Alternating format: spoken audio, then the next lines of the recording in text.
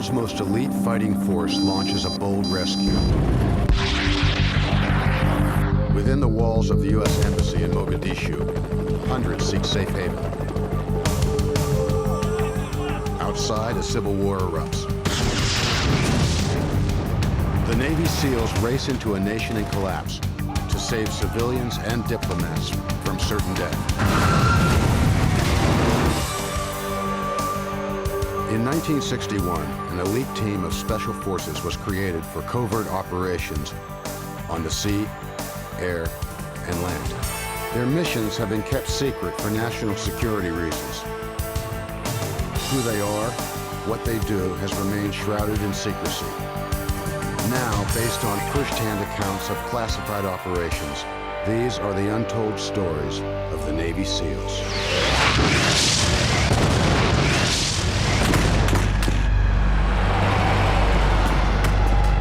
January 1991, civil war had erupted in the African country of Somalia. Rebel factions were fighting in the streets of the capital city, Mogadishu. Standing in the midst of it all was the last safe haven of Western democracy, the United States Embassy. Not again.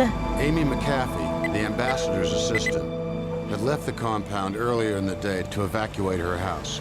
Hold on. Upon her return, she discovered a faulty gate was keeping her prisoner in the escalating pandemonium. McAfee had been in the Foreign Service for 7 years, even taken the terrorist response course mandated for State Department employees.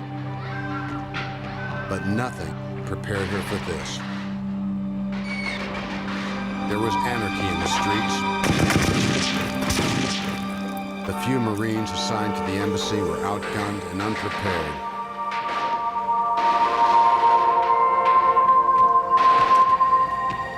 Widespread looting had broken out. The situation was quickly becoming desperate.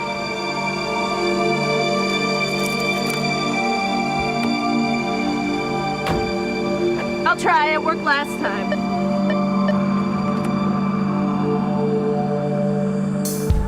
Teenage boys high on a drug named Ka became armed terrorists, driving what they called technicals, or pickup trucks mounted with machine guns. They would kill at random.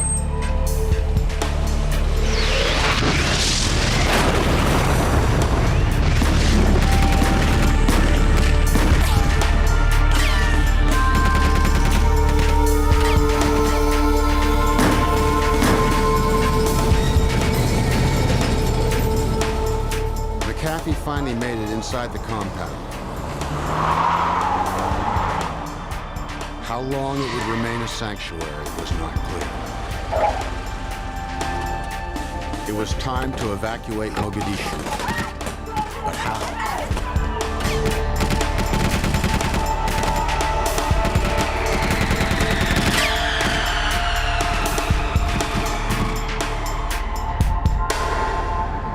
The U.S. Embassy was surrounded by the chaos in the streets. Over a dozen armed factions were fighting the Somalian government troops for control of the country. Lines of command were breaking down. There were police assassinations. Civilians were terrorized. Government troops turned on their officers because they were from a different tribe. Ancient boundaries and loyalties were fast becoming the order of the day.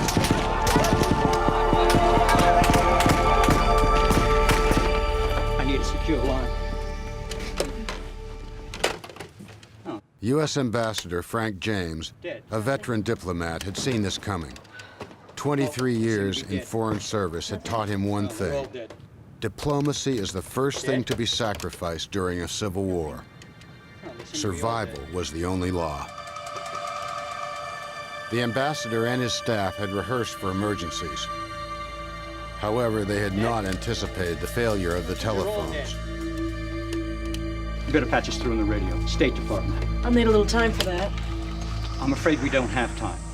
the ambassador needed to get a message through to the State Department. Hello, this is Ambassador James, U.S. Embassy, Mogadishu. K7 area overrun with government factions. We've retreated to the embassy compound. Transmitting by radio, he had no way of confirming that his message was received. 2 weeks earlier, as a precaution, James had ordered all embassy families to be sent home. At least they were safe. With the rebel factions pressing in, he wasn't sure if he and his staff would ever see them again. In January 1991, the focus of America's military attention was in the Gulf, preparing to oust Saddam Hussein's forces from Kuwait. The world watched as military leaders mobilized a massive joint task force to invade Iraq. War was imminent.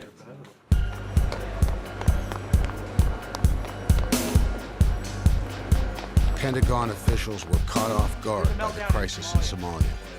It's from the State Department, Ambassador James. The Pentagon war planners listened to Ambassador James' urgent message and call for help. The embassy was surrounded, and there was no way out. The time for diplomatic solutions was long past. Sir, the ambassador says, and I quote, there doesn't seem to be any government.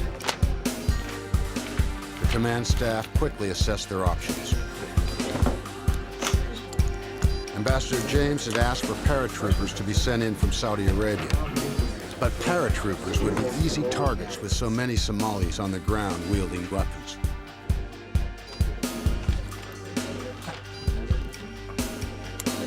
Their only hope was a SEAL team on board the USS Guam in the North Arabian Sea. Just the force needed for a complex evacuation.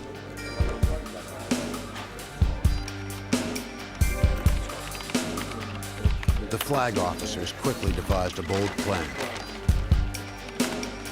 They'd have to send in the SEALs by helicopter under the cover of darkness if there was any chance of rescuing the embassy staff.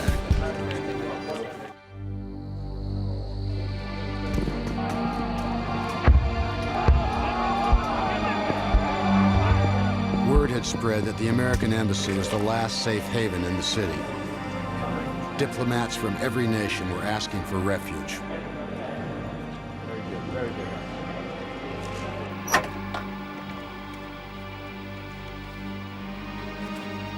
Head of security, Bob Gorman, realized the only way to silence the rebels' guns was to let money talk. He had learned during his stint in Mogadishu that anything could be bought for a price, especially now under mob rule. The chief instigator of this practice was a man who dubbed himself Major Saeed. Though he was only a local police official, he ran his own protection racket and reign of terror. He was an opportunist and quickly realized he could profit from the current chaos. Desperate people will pay anything for even a small measure of security, and the ragtag police force he controlled could offer just that. Growing up in the inner city, Gorman had witnessed local gangs intimidate their rivals. He understood Saeed's methods and motives.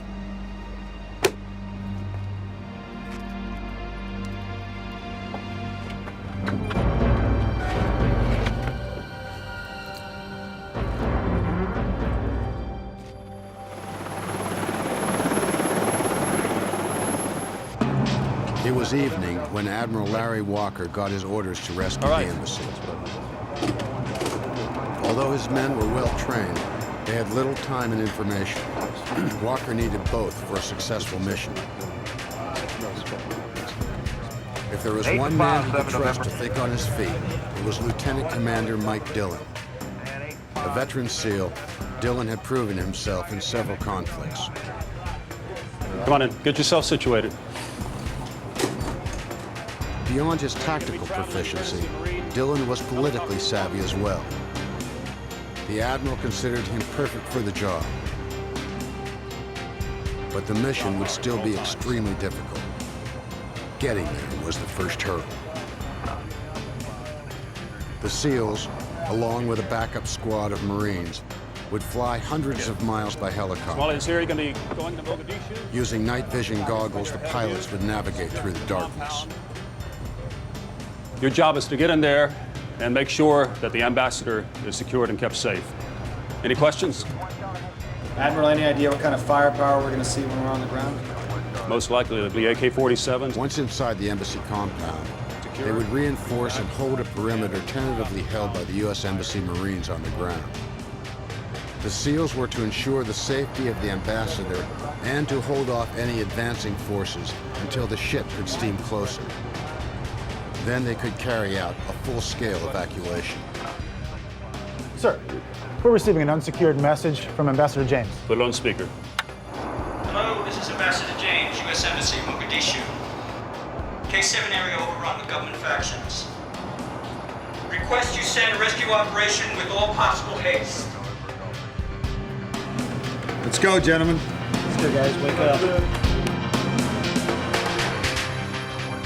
The SEAL team left the deck of the Guam that night, uncertain of what lay ahead.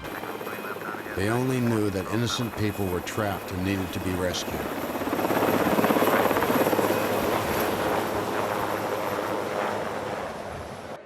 As the Americans waited for help to arrive, the embassy was overflowing with non-American diplomats seeking rescue.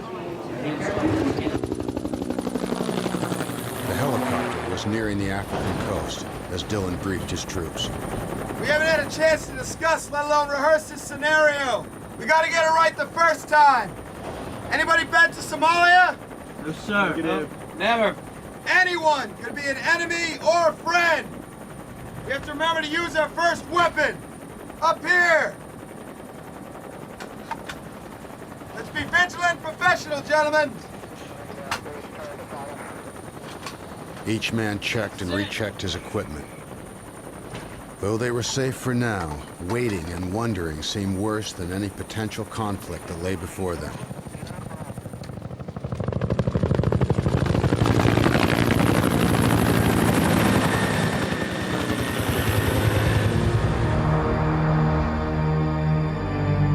Tensions continued to escalate at the embassy. Every life was bartered for, and the price continued to climb.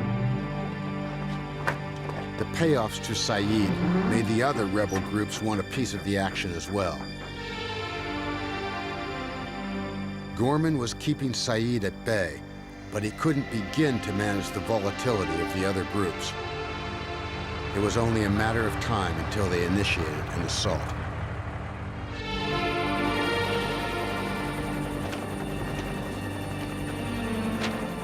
Based on my calculations, we're only a few minutes out. We're gonna be inserting from the south here, heading up over the airport. Most of the fighting's in the northern section. Boss, this map's outdated. It's all they had on board. Their information was obsolete, their intelligence data virtually non-existent. They couldn't afford to reconnoiter the city looking for their touchdown point. They'd be the only chopper in flight around Mogadishu, making them an easy target. All right, we're gonna be coming in from the... There was heavy fighting in the north of the city. The pilot took a low-level insertion profile from the south, hoping to dodge enemy radar. Flying in at 150 knots and only 100 feet off the deck, made for a rough ride. But it was about to get rougher. Hold on, we've been painted! The enemy radar found them and locked onto the chopper. They dropped even lower and avoided enemy fire, screaming in at 75 feet above the ground.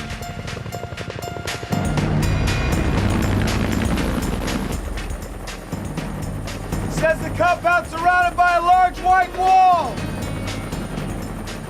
There were no ground beacons for the aircraft to lock onto. Negative, sir! Their maps were outdated. The pilots navigated through the area using known visual reference points. Damn it, where is this place? Every minute the chopper remained airborne, it was an open target.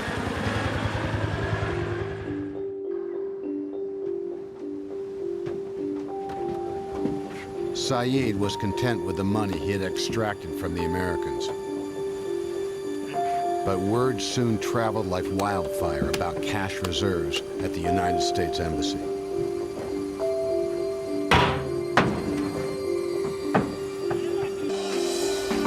Determined to get their share, other Somali factions began storming the embassy.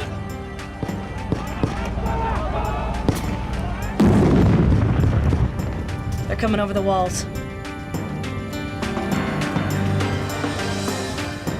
The fighting in the streets was spilling over into the embassy compound. Hit those lights.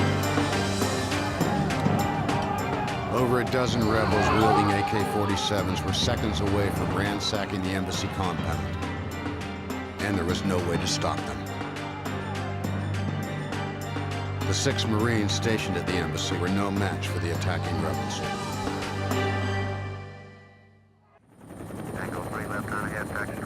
When the SEAL rescue team finally saw the gleaming white walls of the embassy, the situation was critical. The Somali soldiers began their assault on the embassy. Hold on, boys, while I thin them out. The pilot banked the helicopter. The 100-mile-per-hour downdraft blew the Somali looters off the wall like paper.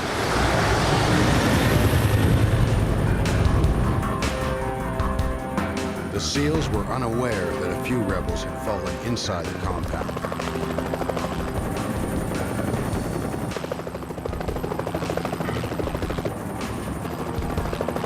Once on the ground, first priority was to secure the embassy grounds. Even one well-placed bullet from close range could disable the helicopter.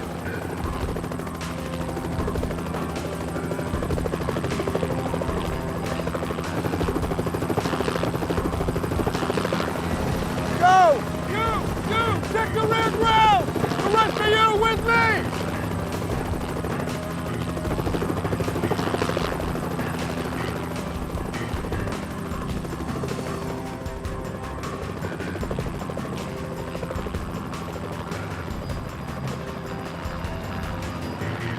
Contact left! Suddenly, they were confronted by the rebels who had scaled the wall.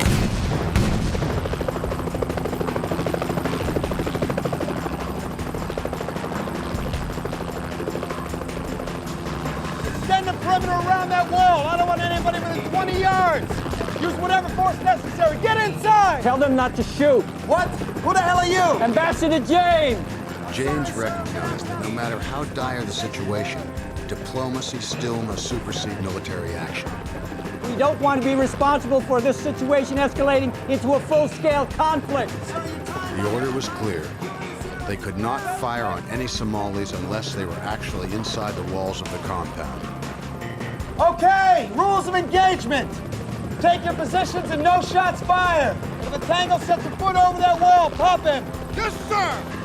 Not returning fire placed them at a disadvantage. But the SEALs followed orders, though it put their lives in danger. Members of the SEAL team took to the rooftops to gain better vantage points.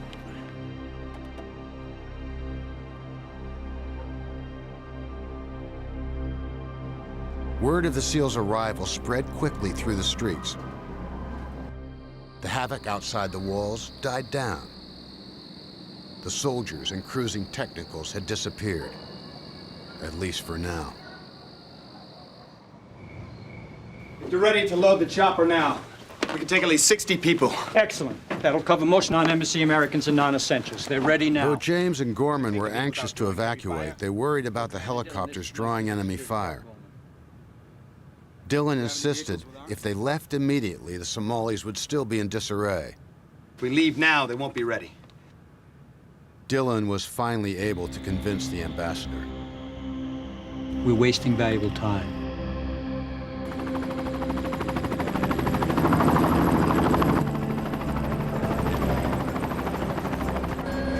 Dillon and his men would have to load the chopper quickly before the Somalis could respond.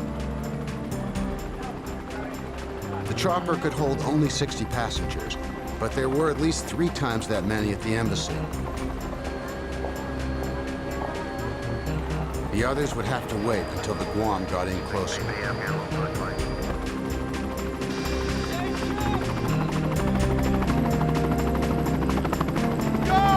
Dylan got the first wave of evacuees onto the chopper. But they weren't safe yet. The chopper would be most vulnerable those first few seconds after liftoff, when a rocket-propelled grenade could bring it down.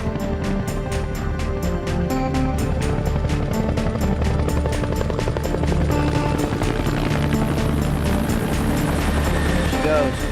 That's it. Thank you for flying U.S. Navy, ladies and gentlemen.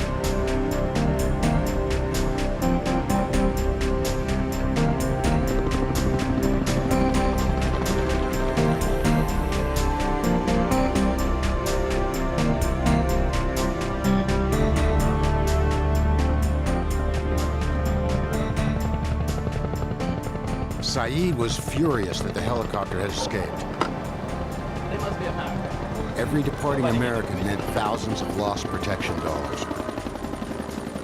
The Major concluded that the Americans couldn't fit everyone inside the embassy on one helicopter. As long as people remained in the embassy, he could exploit the situation for his personal gain.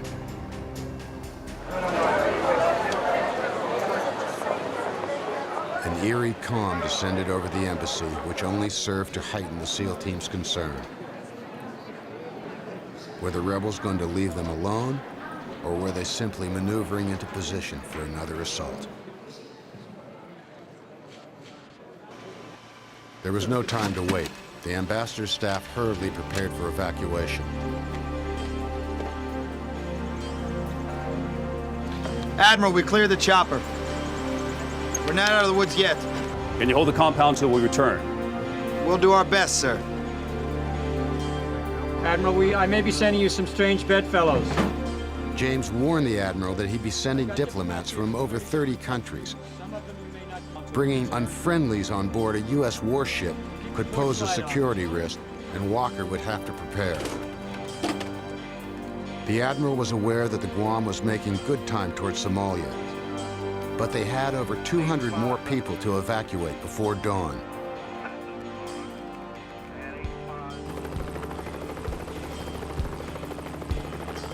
Refugees still tried to make their way to the embassy, but that was becoming increasingly difficult, if not impossible.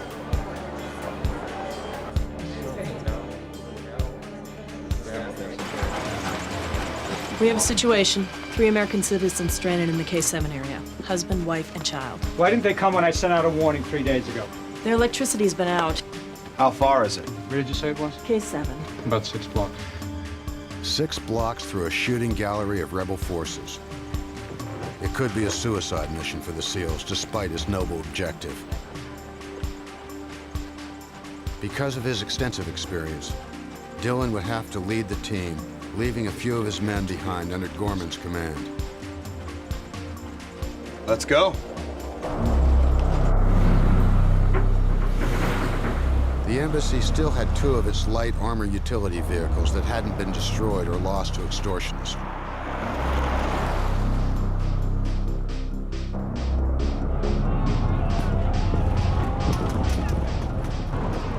An embassy Marine would serve as navigator.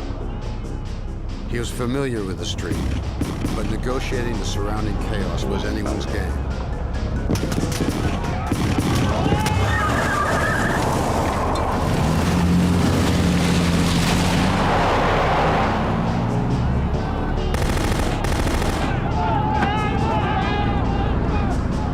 SEALs are trained to think clearly in the midst of uncertainty, and Dylan was determined to assess and respond without distraction.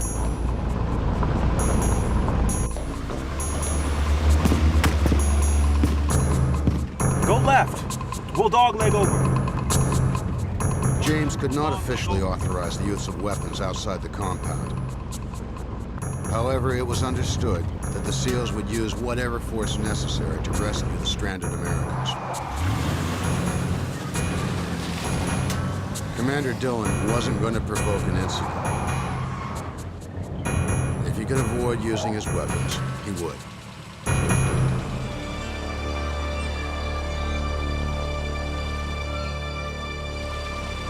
Something's up. Watch your 6. Copy that. Nothing back here. Training had taught Dillon not to let the opposition eliminate one's options.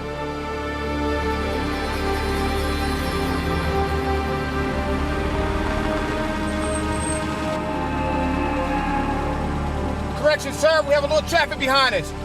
Looks like a technical. Thanks, I see it. Giving these ace mechanics up here another second.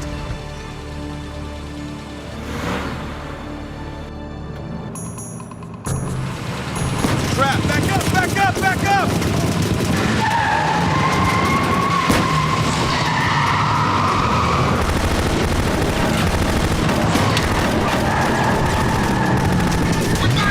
We boxed in! Follow my lead! Stay close!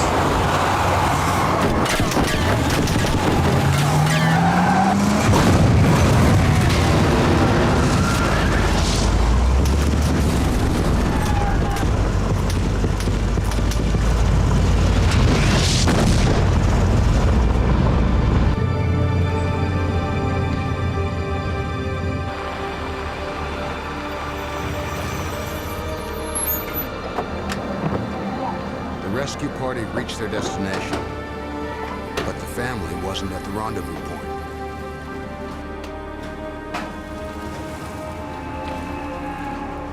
Where are they? They were supposed to be right in the doorway. All right. Plan B. Stay with the sergeant and guard the vehicles. You two are with me. We're going in.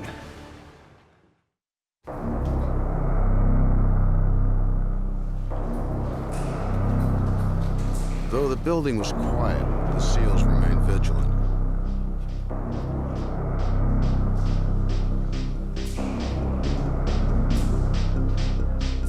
Searching for the family endangered his team as well as the primary mission objective, evacuating the embassy.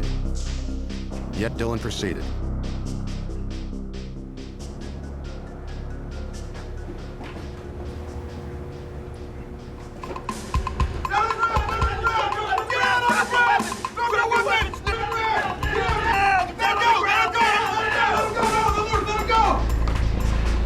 Dillon kept to his objective. They had to find the family, and they had to find them soon. They thought they'd found the right place, but what greeted them certainly didn't sound friendly.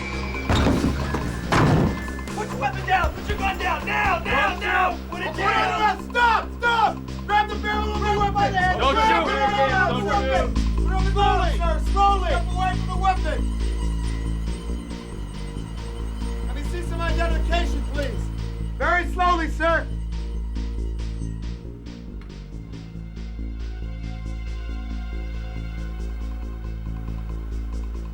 Could have gotten yourself killed, sir.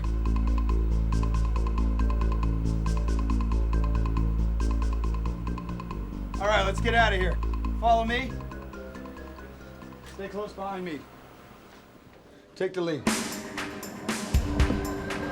Back at the embassy, the sentries waited for the return of the rescue team. It was quiet. Maybe too quiet. Hey guys, what's going on at the front gate? Over? Not sure yet. It looks like we got company.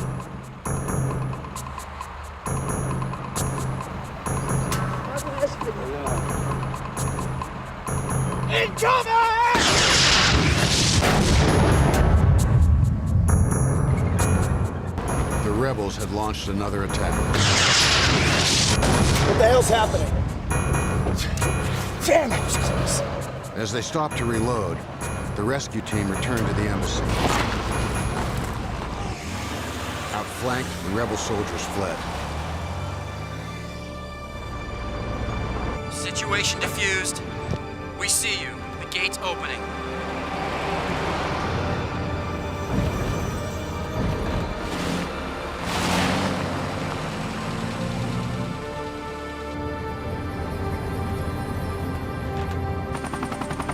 Guam continued towards the East African coast at flank speed.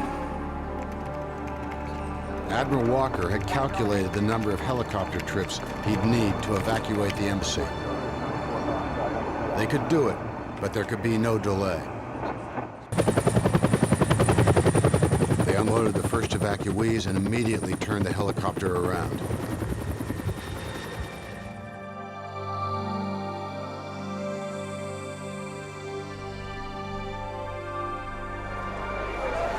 Unbeknownst to Walker, diplomats from other countries were pouring into the embassy looking for safe passage out of Somalia.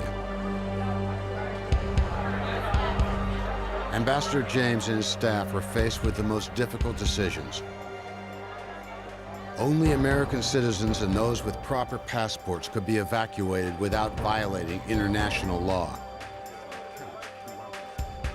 Even Somali nationals that had worked at the embassy for years had to be left behind. It was diplomatic triage, and James certainly didn't relish the task.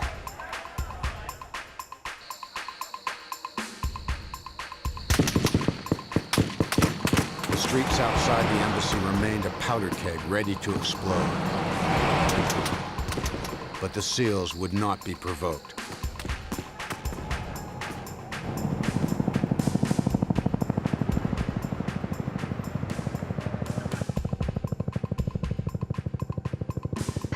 They're back.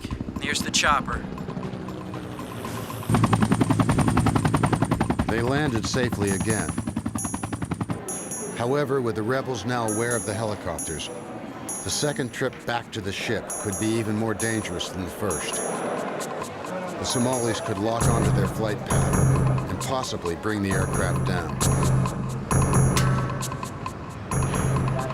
1 o'clock, I got 5. That's 9.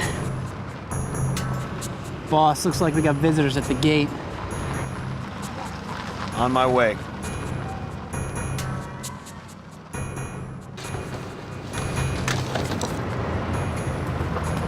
Friendlies? That's a negative, boss man. Not unless the welcome wagon's driving around with anti-tank guns.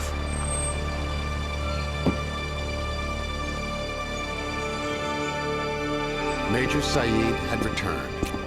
His arrival threatened the evacuation effort. What do you think, boss?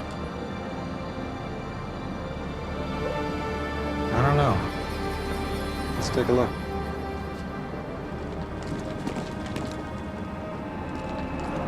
Take my left. Request permission to speak to Ambassador James. Identify yourself. I am Major Saeed. You got him covered? Like a fly on sugar. Just hold him, I'll be back.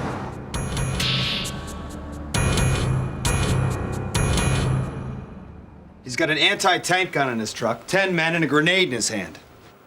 Ambassador James and Gorman explained to Commander Dillon that Saeed had been soliciting bribes for safe passage. But Dillon saw a way to turn the tables on Saeed. If Saeed were brought onto the compound and isolated from his men, he'd be powerless. And we can evacuate everyone without a firefight. I think it might be just the breakthrough we need. Ambassador, I'm gonna insist you wear this.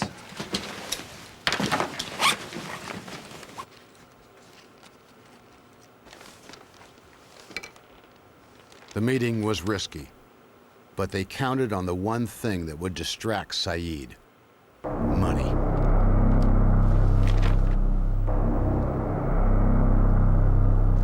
One wrong move by Saeed and we take him out. He's on embassy grounds. I won't hold fire on this. Absolutely.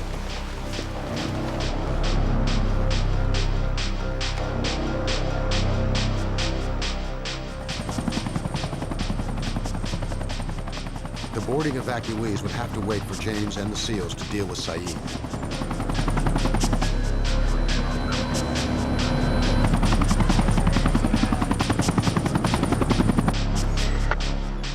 You'll hear us each step of the way in the earpiece. My snipers will be covering you from up top. We'll say clear on your every step. If you hear left, you immediately drop to your left. All right? Cough, if you understand. Good luck, sir.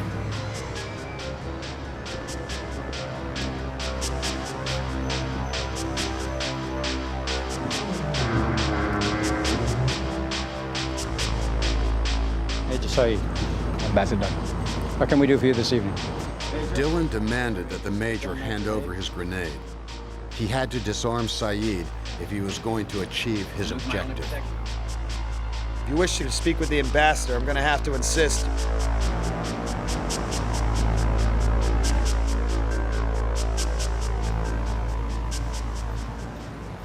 Saeed reluctantly agreed to give up his weapons.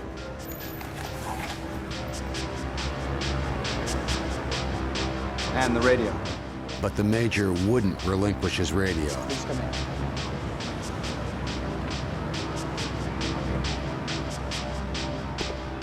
If their plan was to be successful, they had to get the radio. You on them? Counting his breath, sir.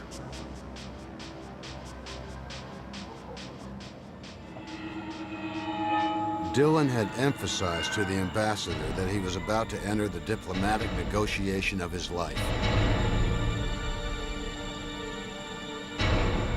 One wrong move on his part, and they would all pay a price. Come in, Major. Please, Major, have a seat.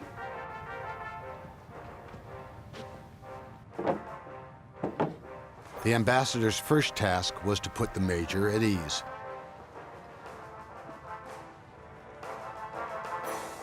Drink? Though Saeed was there to negotiate, Dillon had an alternative purpose: to buy time until the helicopters could leave. To ease tensions.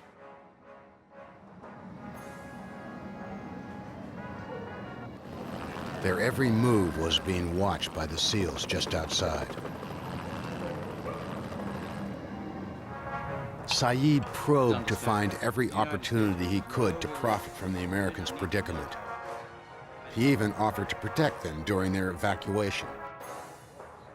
Ambassador James downplayed the evacuation, saying they were simply relocating staff until things settled down. Start loading them up.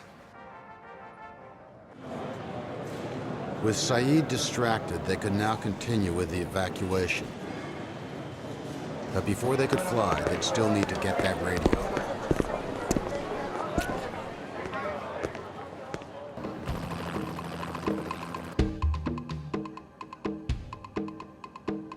The chopper is loaded and ready to take off, sir. Then my men can help. We can't let him talk to his men. We need to get that radio. I think we understand one another, Major.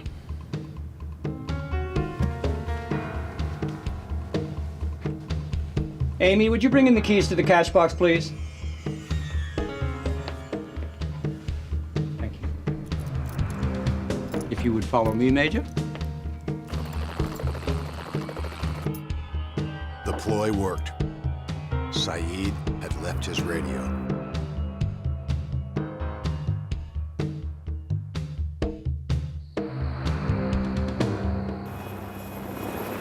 The helicopter made a run for it. Saeed's men didn't fire. If they did, the Americans might kill Saeed.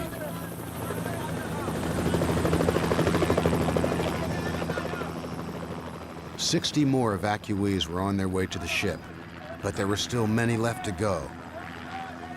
It would take only 10 minutes for the next helicopter to arrive.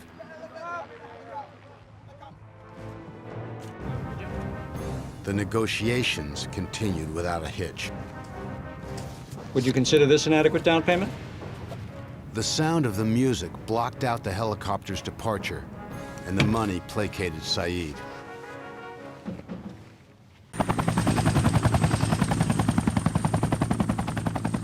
As soon as the next helicopter arrived, another group of evacuees moved to the landing area. Dillon's plan was working like clockwork.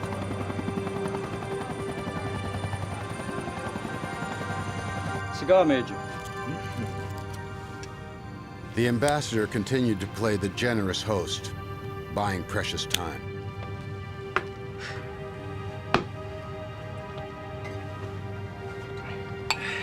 Another drink?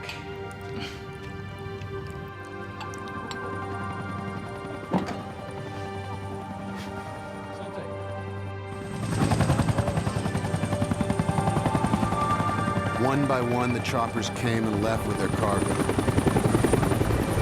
Saeed was playing right into their hands. The plan was on track. By now, the Guam was just off the Somali coast. The choppers were turning around in minutes.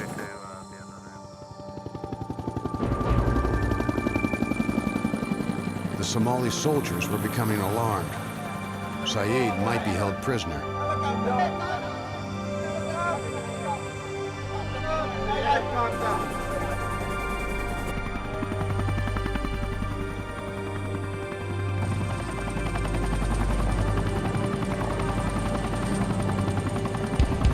Is this the last of them? One more group, sir! How's the ambassador holding up? Like long-lost friends.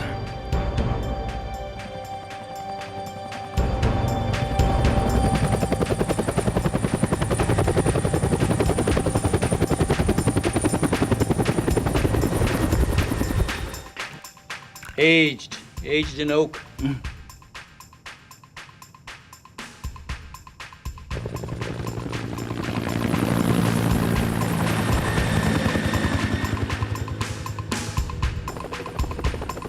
Dawn was minutes away.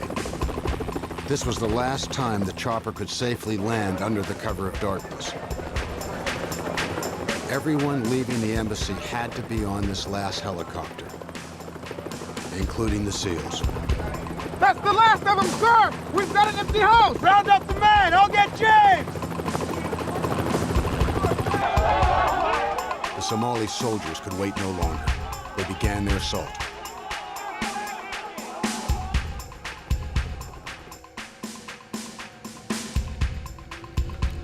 We're ready to go, sir. What? My radio. You lied. Major?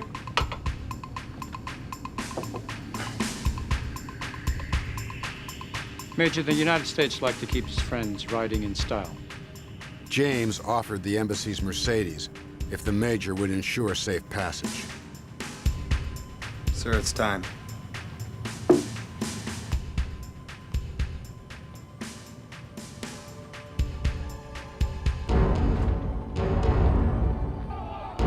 But before the helicopter was fully loaded, the Major's men forced their way into the compound.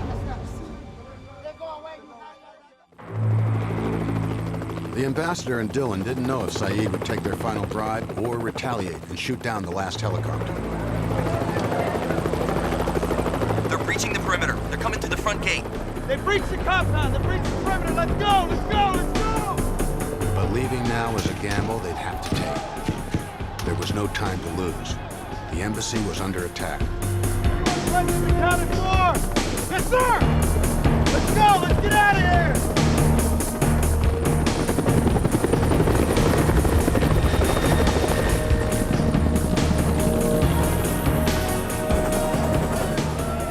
The Major, it seemed, had kept his word. The last of the evacuees safely cleared the compound. But the celebration was short-lived.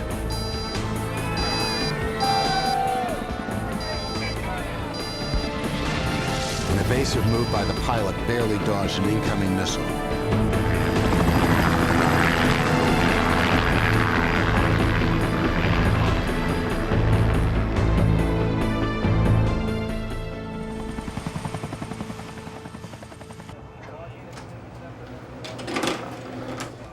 Commander, my men and I need a lift to the Trenton. Can we get a chopper? Not yet. The Admiral wants a debriefing with you and your SEAL team immediately down the conference room. So much for rack time.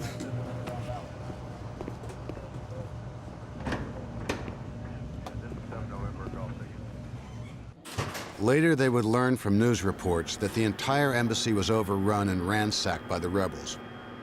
They had just made it out. The fate of Major Saeed and the other Somali soldiers is unknown.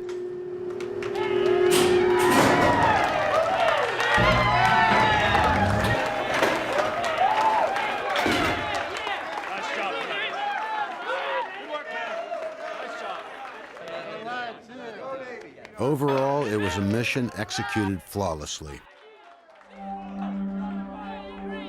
281 people rescued, including 8 ambassadors, 4 charge d'affaires, and 41 children. When people look back on the Somalia embassy rescue, some might say they made it look easy. The success of the Navy SEALs mission depends on training and stealth. Their goal to evade communist-backed revolutionaries in Grenada and rescue our allies. But when their covert operation is discovered, they're ambushed by rebel soldiers. Running out of ammo and out of time, they have to make every shot count to survive. In 1961, an elite team of special forces was created for covert operations on the sea, air, and land. Their missions have been kept secret for national security reasons. Who they are, what they do, has remained shrouded in secrecy. Now, based on first-hand accounts of classified operations, these are the untold stories of the Navy SEALs. October 1983, Grenada. The Caribbean island was in chaos. A military coup had overthrown the government and taken over the island.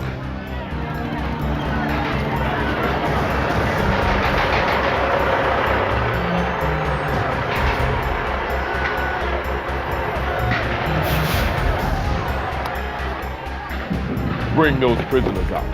Prime Minister Maurice Bishop, beloved by his countrymen and a friend of the U.S., had been ousted and thrown into prison. Over 9,000 supporters tried to rescue him. His life hung in the balance.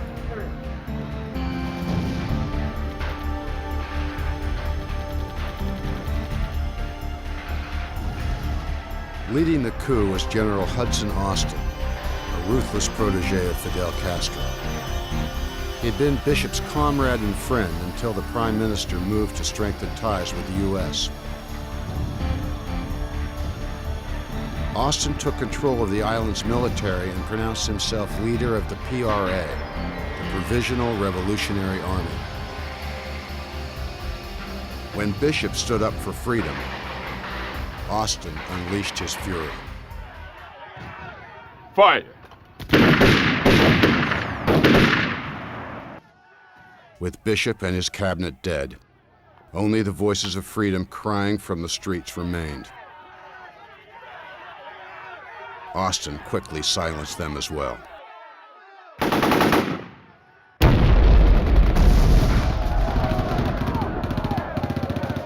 The American government was concerned that the island could quickly become another Cuba, oppressing its people and serving as a potential staging ground for aggression.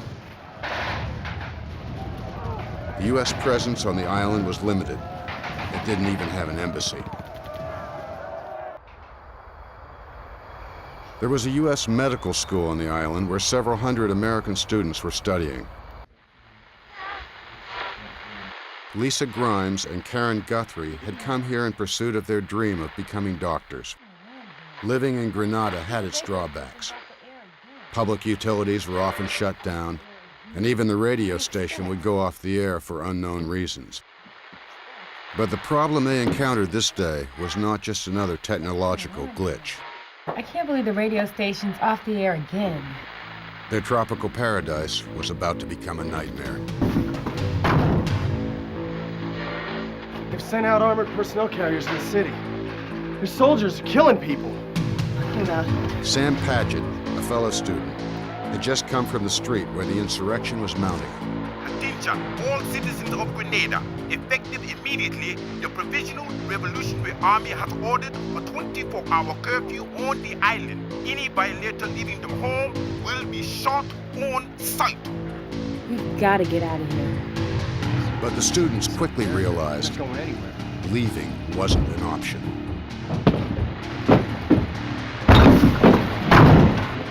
General Austin directed his PRA troops to surround the medical school. He knew there would be an international response to the coup, and the young Americans could be used as a bargaining chip. Karen, Lisa, and Sam were now pawns in a dictator's quest for power. 1,000 miles away from the conflict, the Joint Special Operations Command, JSOC, in Fort Bragg, North Carolina, was enjoying its anniversary ball. Admiral Larry Walker led the evening's festivities. So it better be good, Ensign. This is Walker. Then the word came from the Pentagon. A veteran of countless engagements in Vietnam, 50-year-old Admiral Walker, a longtime Navy SEAL, was now commander of JSOC. For all the times he had been called on short notice, he never got used to it. President Reagan ordered U.S. troops to the Caribbean without delay. Walker quickly summoned his most trusted field officer, Lieutenant Commander Mike Dillon. Walker had personally trained Commander Dillon. Yes, sir. Meet me in the briefing room with the rest of the staff in 5 minutes. Yes, sir. Their crisp military tone concealed the warm bond between the two men. Dillon and his wife Sandy were in high spirits on this festive night. I have to go. Until he got his new orders from Walker. He could not tell her where he was going or when he'd be back. Grenada was part of the Commonwealth of the United Kingdom. The Queen's representative and longtime friend of the United States was Governor General Sir Paul Scoon. Though Austin had been threatening action for some time, Scoon and his family quickly realized things had taken a turn for the worse. What is going to happen to us? I don't know, dear. I don't think they're gonna rush in and shoot us just yet. Scoon had secretly sent word through the Barbados ambassador asking the U.S. to intervene. The U.S. was better situated geographically to help, but he had no way of knowing if his message had gotten through.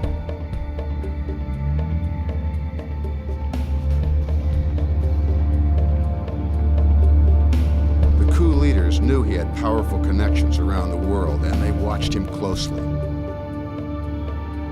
One wrong move on his part might set off the volatile Austin and his PRA troops.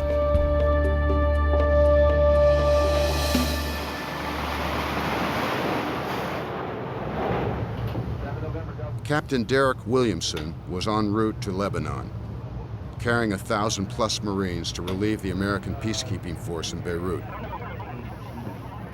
Sir, I have flash traffic from Atlantic Fleet. Thank you, Seaman. His mission was about to change. Navigator? Yes, sir. Plot me a new course for Grenada. Yes, sir. The independents and Guam battle groups were being called to Grenada. Williamson had been in the Navy for 23 years and had been on numerous tours around the globe. It's more important than Lebanon. Get me intel now.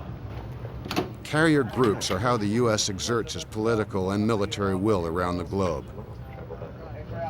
A change in mission reflected a change in world conditions. Captain Williamson immediately set about charting a new course. 180. 180, aye. What do they expect? 180, all ahead standard, aye.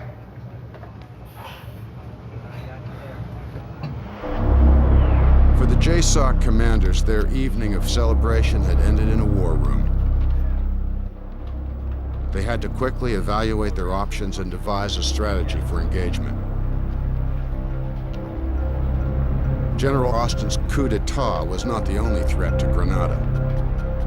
Intelligence had been monitoring the construction of a large Cuban-built airport. The estimated 250 Cubans building the airport were believed to be trained soldiers.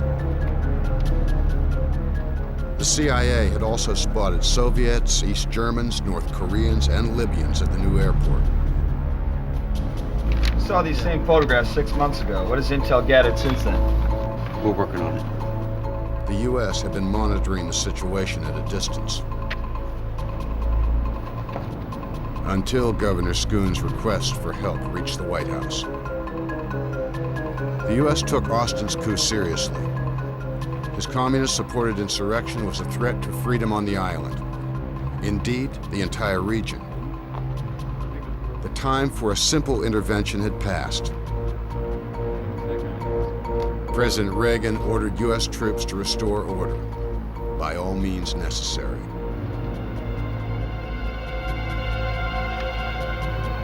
And the Navy SEALs would lead the invasion.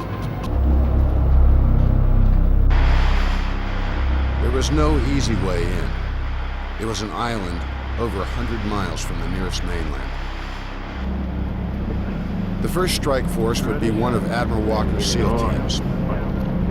They'd have to parachute in off the coast of Grenada. They were to sneak onto a small airfield and plant radio beacons along the runways to guide in the planes carrying the Army Rangers. It was supposed to be a daylight drop into calm seas. What's going on here? It's pitch black out there. Sorry, Lieutenant. Flight time was shorter than expected. Do you want to abort? Walker had trained his men to take decisive action, even when life and death hung in the balance. No, I don't want to abort. 10 minutes to exit. If there's a possibility that a mission can be accomplished, a SEAL will take that chance. The SEALs would parachute into the sea and climb into boats that had been dropped seconds ahead of them. It was a difficult plan in daylight, nearly impossible at night. No! Intel had predicted calm seas, but a major storm system unexpectedly developed. High winds had churned up 12-foot swells.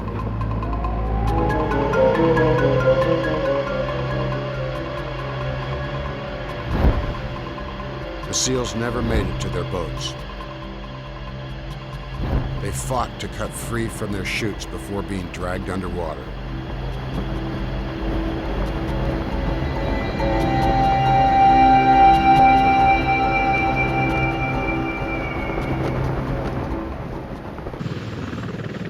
Captain Williamson's battle group immediately began search and rescue operations. Half of the team was eventually pulled aboard Navy ships, but 4 SEALs were still missing at sea. They were racing against the clock. Though the tropical waters were warm, surviving in 12-foot waves while wearing full battle gear was nearly impossible. I know we're all concerned, but no one knows better than you the capabilities they have for surviving out in the open sea. Attention on deck! Though Dillon admonished the men to focus, he knew their concern would linger. Fear could not be their enemy. For Commander Dillon and Admiral Walker, it was now time to move ahead. Good evening, gentlemen. Evening, sir. I'm here to brief you on your Grenada mission. We have the first slide, please. The Pentagon's overall invasion plan included both special and conventional forces. While Marines stormed the northern half of the island to free the medical school, the Army Rangers would seize the new runway in the south. The Air Force would provide close air support for all the invasion forces, and the SEALs would airlift Governor Schoon off the island. Their orders were simple. They'd land 2 helicopters at the government house, his official residence, then speed him and his family to a Navy ship just offshore. Quick and clean. Intelligence was difficult to obtain. Other than high-altitude surveillance, they had no way of determining Austin's troop movements. They estimated that Austin would concentrate his soldiers at the airfield. They didn't expect Schoon's residence to be heavily guarded.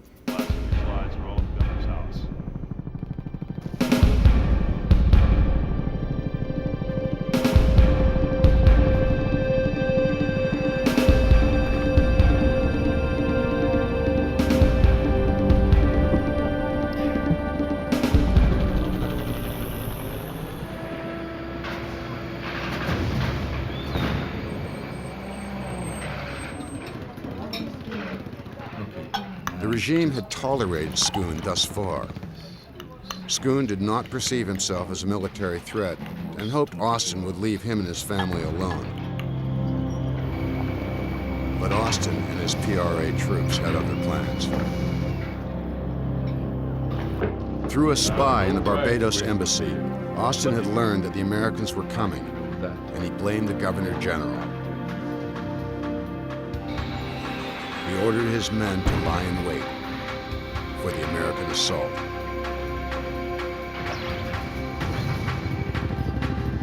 Dillon and his men were flying into an ambush.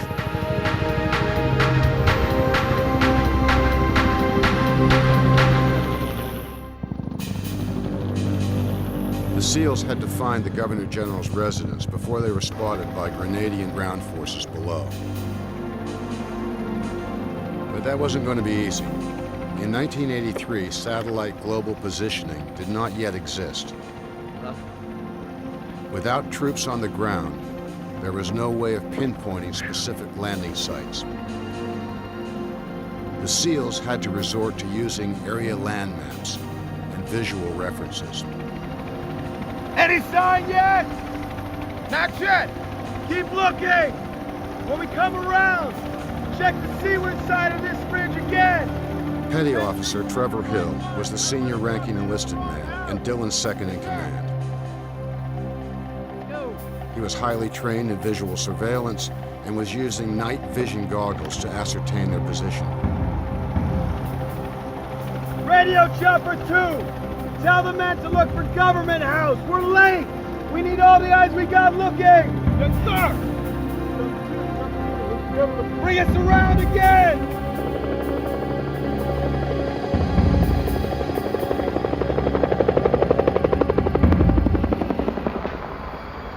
The medical students anxiously waited, held in their dorms under 24-hour curfew. Lisa, overwrought with fear, had somehow managed to fall asleep. Sam and Karen's fears would not be so easily suppressed. They tried to comfort themselves, thinking it would be over soon.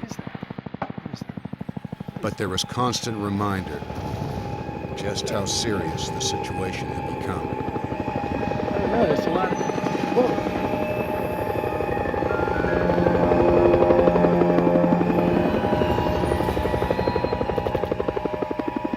Though they could only see a few soldiers outside their dormitory, they heard from other students that a larger troop presence was just beyond the campus. There's a lot of helicopters out there. The U.S. forces were about to land. The invasion was on. I see it! You sure? Yes, sir! What they didn't see were the PRA soldiers maneuvering into position on the front lawn of the estate. Tell the men in Chopper 2! Radio that position! We're going in! Tell them to follow us in! Yes, sir! Chopper 1, we're moving in. House on the right, 2 o'clock, that's our LZ! Down! Where's it coming from? Connected from the mountain, boss! Let them out now! I'm working on it! The helicopter was an easy target for the PRA troops on the ground.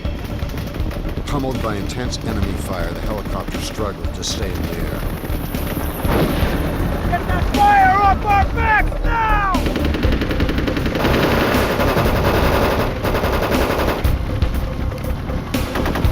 Dillon's SEAL team was caught in the most dangerous position, hovering over the landing zone at Government House under intense enemy fire. couldn't turn back, and they couldn't land. Their options were running out.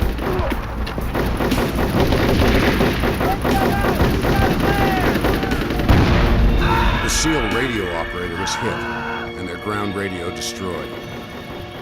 They had lost all communications with the Independents and JSOC. We lost the co-pilot! He's down! He's down! You alright? It's alert! Helicopter troops, the fire's too heavy! Abort delivery! Dillon ordered the second chopper to abort the mission. It too was under heavy attack. He knew he was losing half his fighting force and the only working long-range radio. But if it didn't leave now, it might not make it back to the ship. Dillon's chopper couldn't stay in the air much longer. He had only a few seconds to decide whether to abort or attempt a landing. Just get us over the front lawn! We're gonna fast from down! 30 seconds! 30 seconds! 30 seconds! We're going down! We're going down! Yes, sir!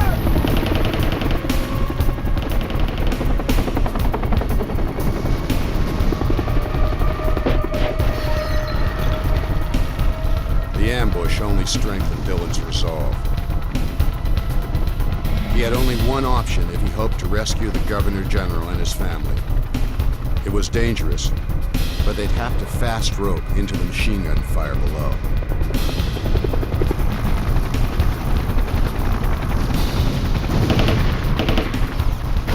The PRA troops quickly repositioned themselves and continued firing.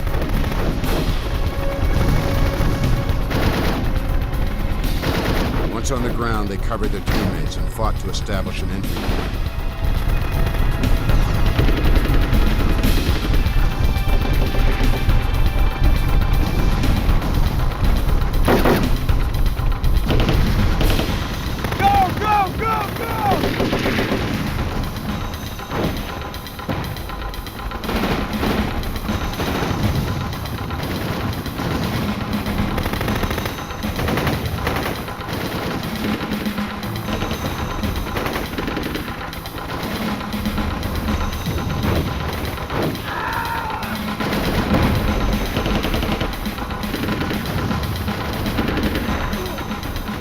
Just as the last SEAL landed, the engine took a direct hit.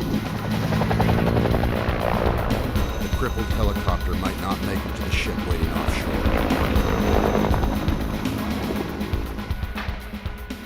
I'll get the dresser right here. The students' fears wouldn't allow them to sit still any longer. Unable to escape, they barricaded themselves in their room, which supplied little protection. They were on their own.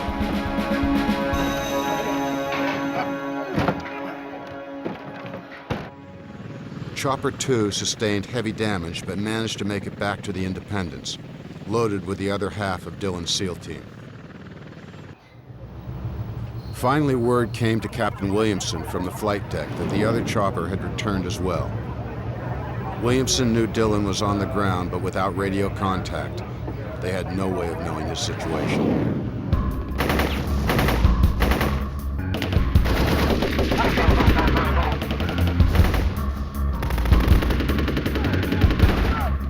As the Grenadians continued to advance, the SEALs split into two squads.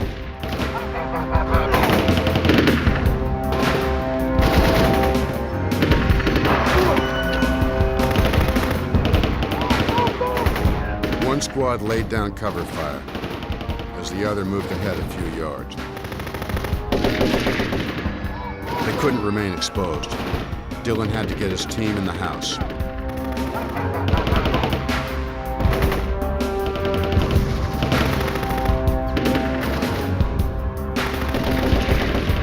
The SEALs were fighting for every inch. The remaining 30 yards to the front door of the mansion seemed a world away.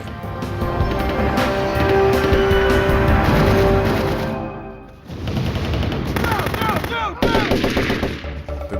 Americans outnumbered and outgunned the SEALs.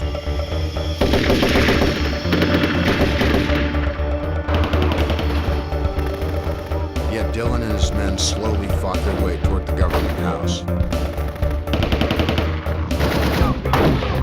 Finally, they achieved their objective. Dillon posted 2 SEALs out front as sentries and proceeded inside.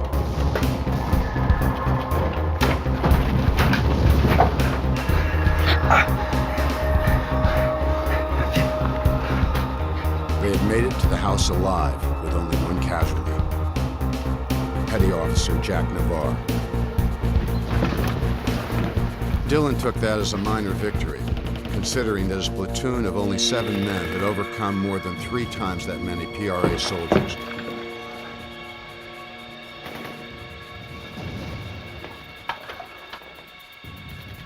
They weren't sure if Governor General Schoon was wounded, held prisoner, hiding, or dead.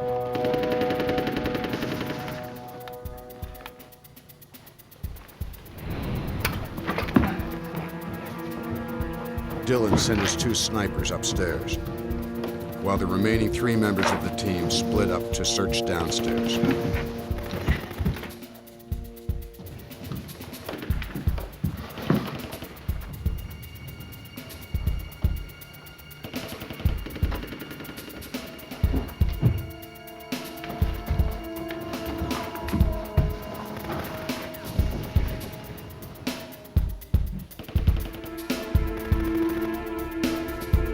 Despite his leg wound, Navarre still managed to help the team. He was an expert in close-quarter assault, and Dillon needed him to secure the premises.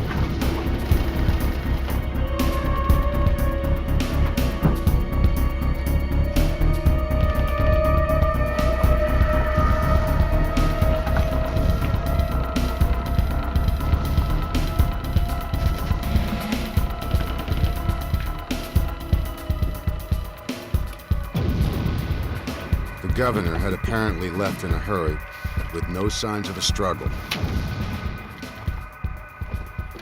But Dillon remained uneasy.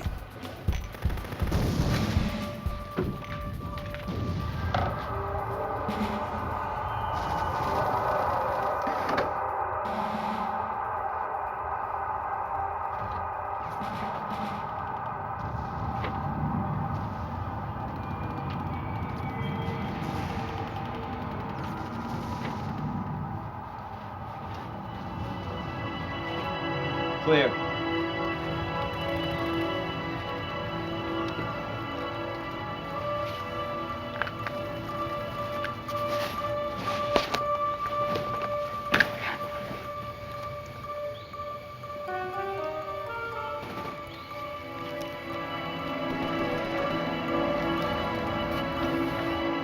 Night vision goggles and clear vantage points gave the snipers an edge.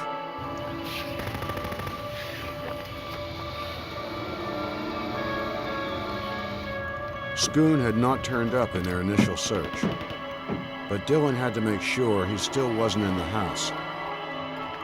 He wondered why the Grenadians fought so hard to block their entry. How's it looking upstairs? Yeah, all clear upstairs, boss man. We've got tangos on the lawn. Take them out. Already there, sir.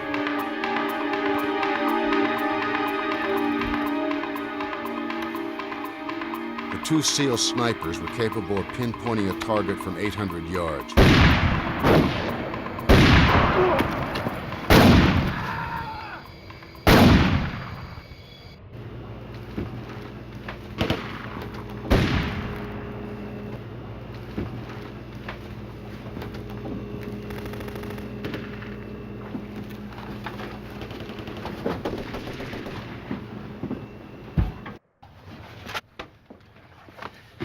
Commander, downstairs all clear. Nobody. Nothing. They've got to be here somewhere, gentlemen. Let's find them.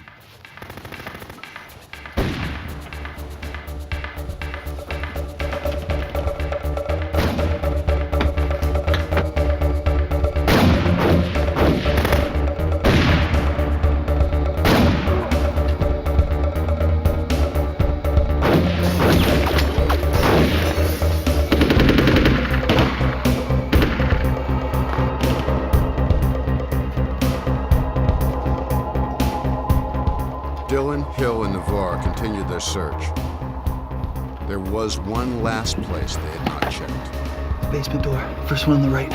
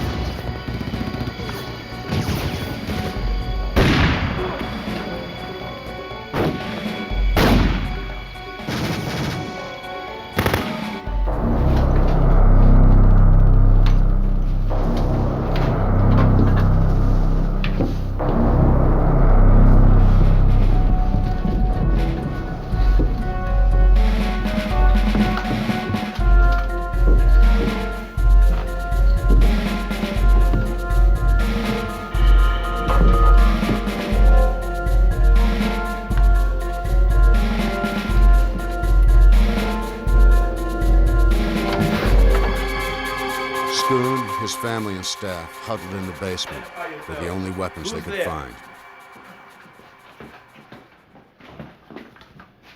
All clear.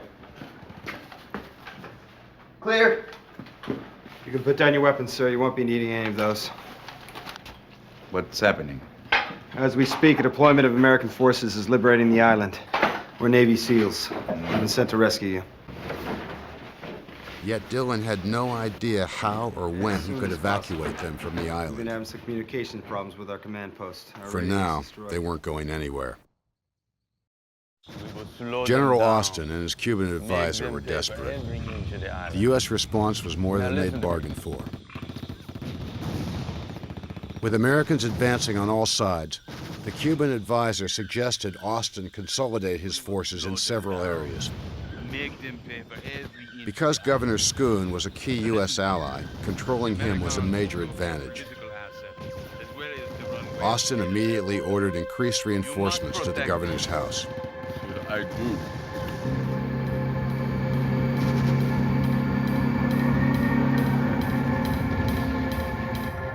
Send it. Boss, we got more visitors. Austin had sent an APC, an armored personnel carrier full of troops. It had armor plating like a tank. Its .30 caliber machine gun had the power to slice through the walls of the government house. But for now, the Grenadians were just waiting. The SEAL team readied itself. How many? They were trained to take out APCs with anti-tank rockets. Is there any activity? Anyone coming out of it? But the rocket launcher had left on the second chopper. Fortunately, the Grenadians weren't apprised of this tactical disadvantage and withheld their assault. Dillon confused them further by bluffing with an offensive strike. What's happening? We might have a problem. But nothing we can't handle. Governor, if you and your party would stay down here until I tell you otherwise. Gentlemen? All right, why don't you stay down here with the governor and take care of that leg. Navarre's wound was getting worse. I'm okay, boss. I'm all right.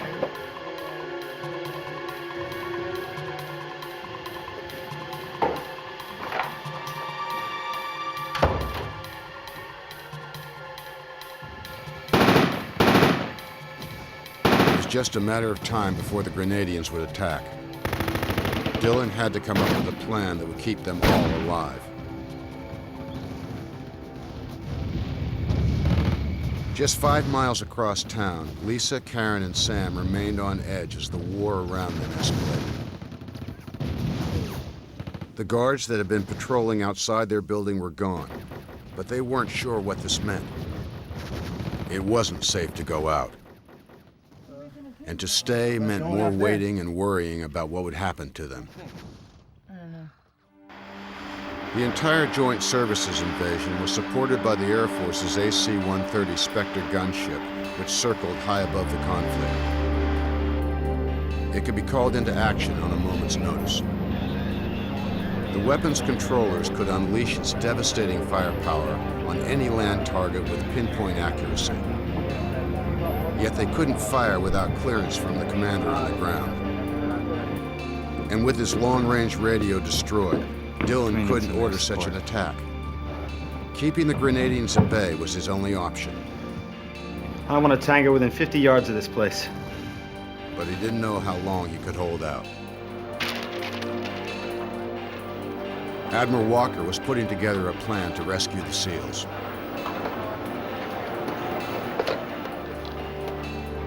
This is Admiral Walker. I want to know what's happening with my unit. Yet Walker was in a bind. He couldn't fly in additional troops as they might encounter the same resistance. And Dillon still hadn't made contact. Williamson had a bigger problem. He was desperately trying to find the 4 missing SEALs who had been parachuted into high seas. What's going on? He was using every available search team to find them. They had now been in the water over 22 hours, and with each minute that went by, the chances of rescuing them grew more remote. The SEALs at Government House were still waiting on the Marine regiment that had landed on the other side of the island. They were to take the medical school and then reinforce the SEALs. Let's analyze the situation. Yet it might be hours before they could get to the SEAL platoon.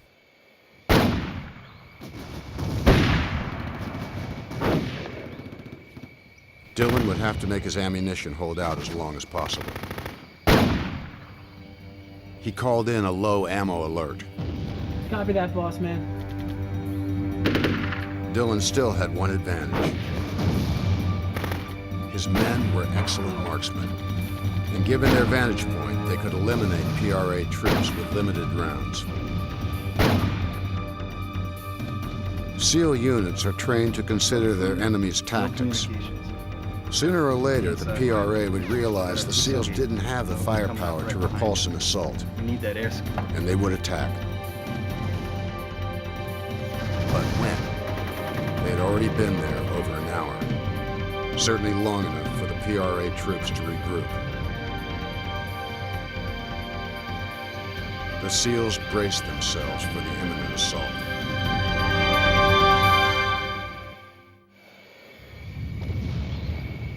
The SEALs were in an entrenched position against the PRA troops. Yet their assault rifles would be no match for the APC's .30 caliber machine gun. The Scoons were safe behind the walls of the basement. But for how long? Yet strangely, they received help from a most unexpected source.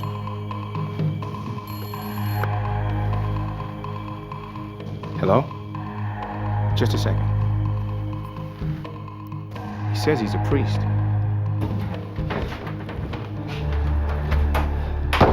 Governor? Do you know Monsignor Evans? Hello? Jeffrey.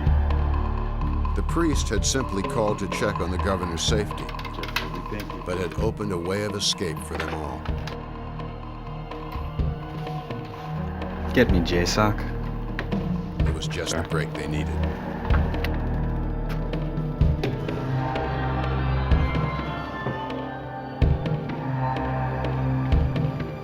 Yes, operator.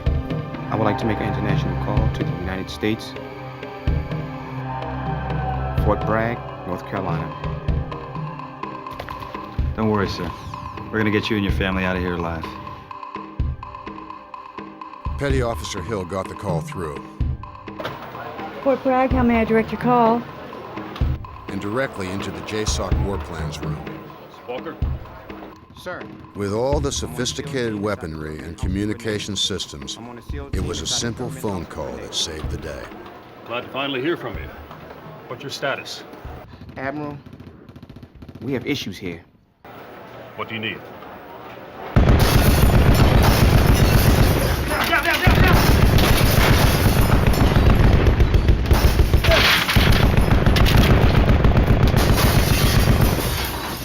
Okay, sir. I want to back keep you away from these windows. Keep your head down. Headquarters could only sit by helplessly and listen to the assault.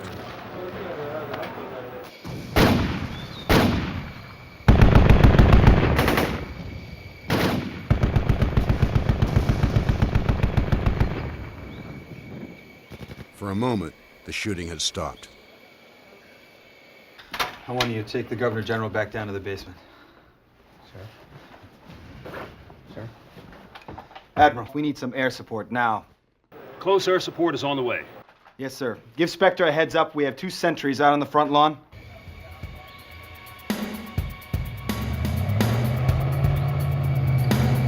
When the attack against the house went unanswered, the PRA troops began moving in.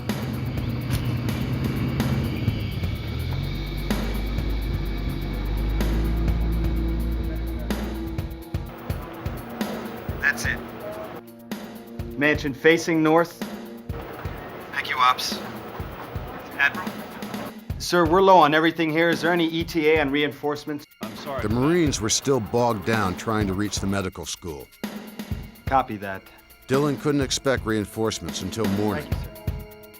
The Spectre would be their only backup.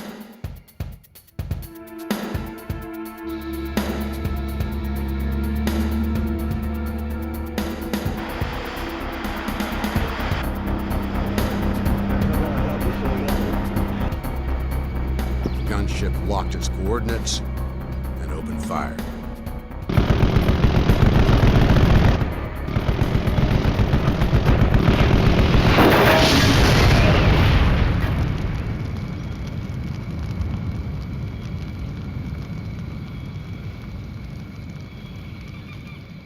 The SEALs outside the government house weren't touched by the gunship's precision fire. Looks like Spectre's halted the advance of the APCs, but we're not going to see reinforcements for a while. We're going to have to make it through the night. I want to hear short, controlled bursts only. I repeat, short, controlled bursts. Copy that, boss man.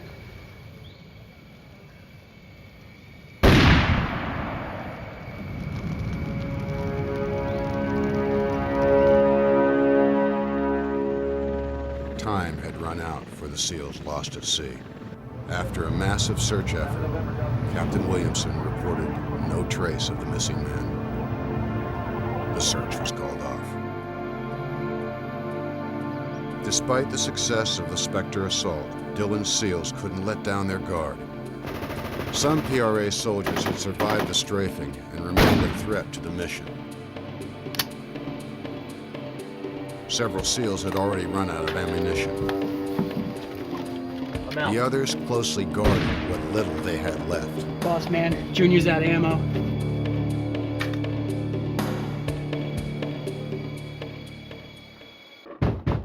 I'm a United States Marine. Open up this door. It's all right. We're Americans. Don't shoot! All right, get this stuff out of the way. The Marines had finally defeated the PRA troops controlling the medical school. All right, open up this door. Get this down. All right. Get this dunk out of the way. The students were never so glad to hear a Carolina accent. Okay. Y'all the only people in here? Yeah. Okay.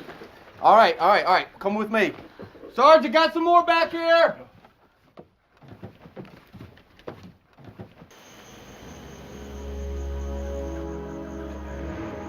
Commander, we got movement on the perimeter. At Government House, Dillon and his men prepared for a final PRA assault.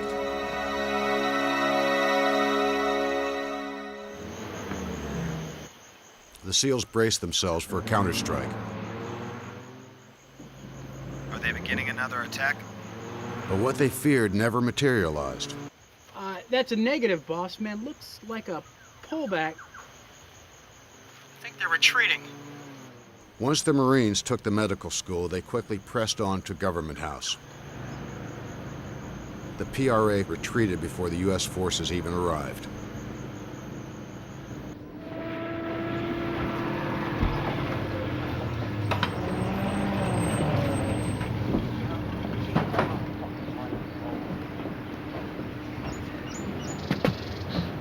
Here we go. Last one.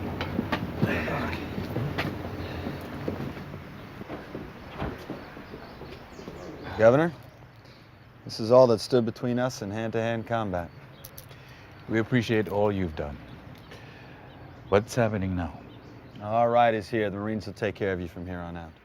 The SEALs had accomplished their mission. The governor was safe. Overall, the entire American rescue of Grenada was a success. Gentlemen? Austin and the other coup leaders were arrested and are presently serving life sentences. The CIA confirmed that the Soviets, East Germans, North Koreans, and Libyans had set up field offices near the new airfield. The island had indeed become a training camp for terrorists. That threat was eliminated. Sacrifice, the courage, the commitment to the lives of these 4 men. But for Admiral Walker, Lieutenant Commander Dillon, and the other SEALs, it was a bittersweet victory. And the men who worked with them. They had lost 4 team members in the ocean parachute drop. Formation. Attention. The SEALs promised to always recover the bodies of their fallen comrades. But the 4 SEALs were never found.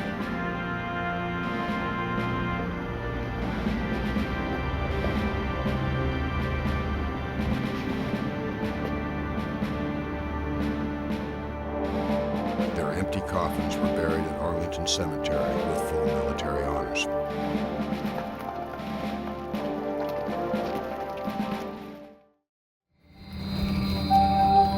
Navy SEALs entrust their lives to their training.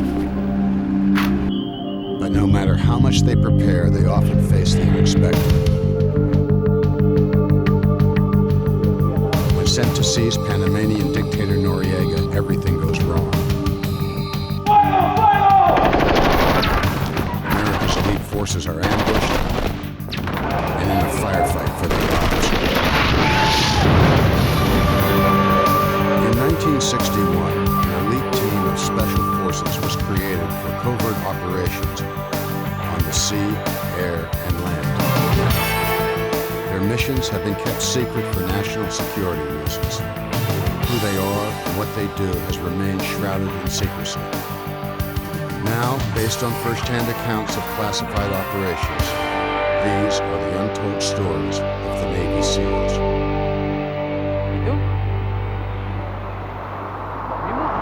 December 1989. The Central American country of Panama was in chaos. In an effort to control protests against his regime, dictator Manuel Noriega ordered his PDF, or Panamanian Defense Forces, to clamp down on the civilian population and the U.S. troops stationed there.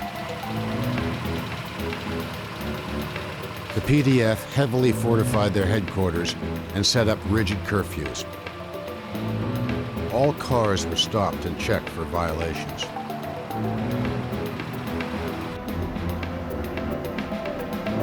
On the night of December the 16th, 4 United States Marines got lost on their way back to their barracks. They claimed they accidentally wound up at PDF headquarters after curfew. Adelante! The PDF soldiers were immediately suspicious. Tensions mounted as the Panamanians sought to assert their authority. The Americans realized they were in imminent danger and decided to make a run for it. The PDF opened fire, shooting to kill. In the barrage of gunfire that followed, Lieutenant Robert Paz, a Marine intelligence officer, was hit. He died later that night. Just stay calm, wait a minute. Tom Marcotte, a naval officer stationed in the Canal Zone, was out with his wife, Carol. Stay in here. Hey, what's going on? Stay in the car. They now found themselves witnesses to the violent assault of the American Marines. Tom, this is serious. What do you want? What's going on here? Hey, all right. The PDF was not interested in hearing explanations. Let him go!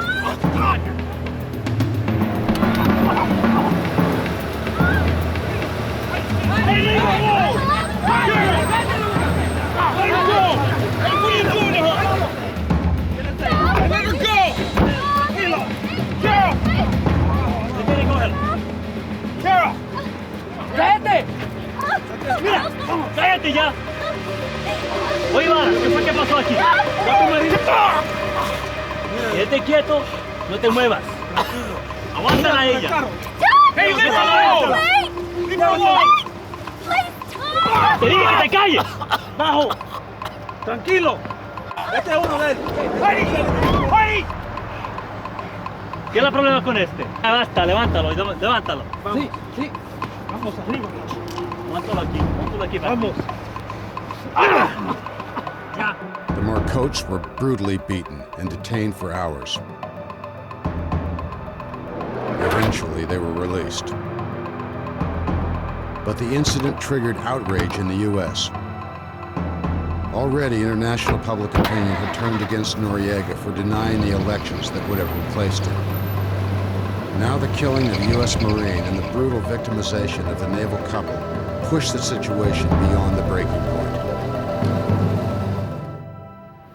President George Bush promised action and vowed to bring the renegade dictator to justice. The day after the assault, Bush secretly ordered preparation for an invasion of Panama by American forces.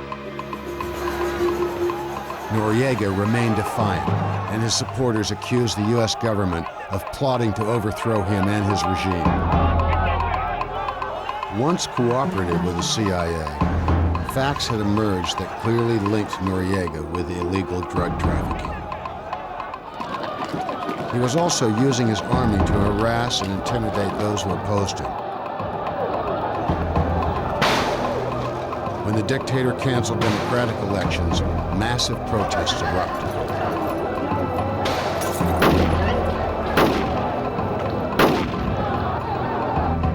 The U.S. federal courts brought formal charges against him. He was officially a wanted criminal. In December, the Panamanian National Assembly, a body appointed by Noriega, declared a state of emergency and named him head of state.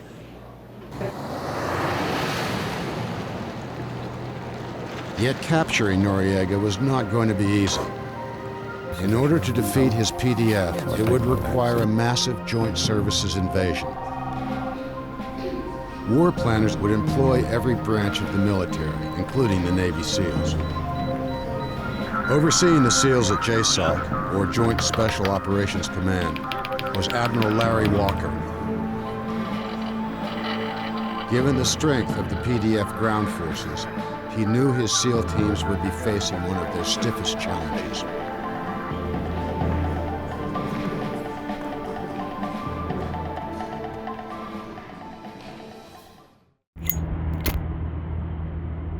The war planners expected that once the invasion began, Noriega would attempt to flee the country in his private plane kept at Pattaya Airport. The SEALs had a specific mission: take Pattaya Airport, block his escape, and capture him if he arrived. Walker handpicked Lieutenant Commander Mike Dillon to lead the raid. This is our target. He had proved himself in other conflicts around the globe. He could manage a combat situation and had earned the respect of his men.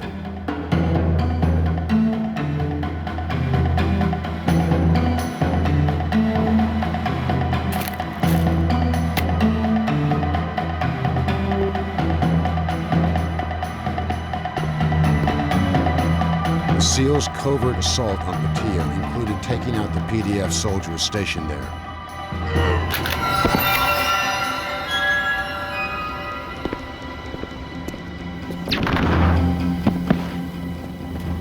Then neutralizing the plane quickly and decisively.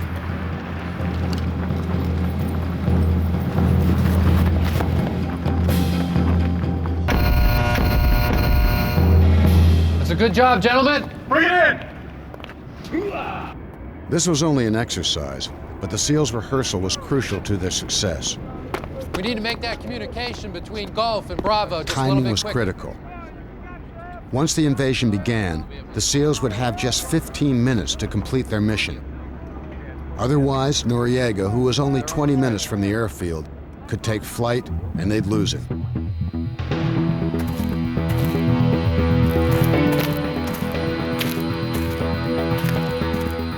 Dillon was commanding 48 men to take down the airfield,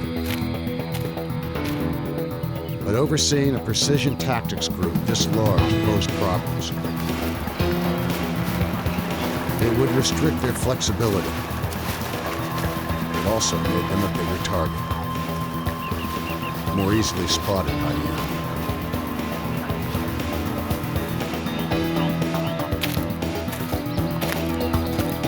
Maintaining their stealth was imperative to mission success. With only 36 hours till the mission began, the SEALs were still training in what amounted to a crash course in multi-platoon tactics. One platoon were getting close enough to take out Noriega's jet with sniper fire. And Dillon had the shooters who could do just that. One member of his platoon, Ed Marlowe, could pinpoint a target from 800 yards.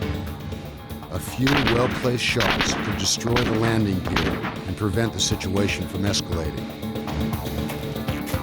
This would eliminate the threat of engaging the enemy and thereby minimize the SEALs' risk.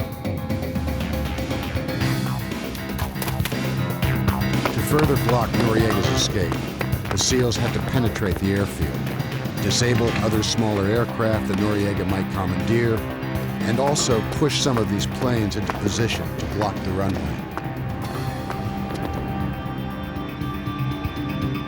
This presented its own set of problems. Intelligence reported that many of the light aircraft at Patia belonged to Colombian drug runners and were kept under armed guard. Although intelligence predicted only light resistance at the hangar, they didn't have exact numbers. Estimates range from 10 to 30 PDF soldiers. For a successful assault, Dillon knew it was best to have a 3-to-1 advantage. That meant he would need as many as 90 SEALs. The 48 assigned to him would not be enough. But the Navy brass felt they could make up for any ground force disadvantage with Air Force gunships.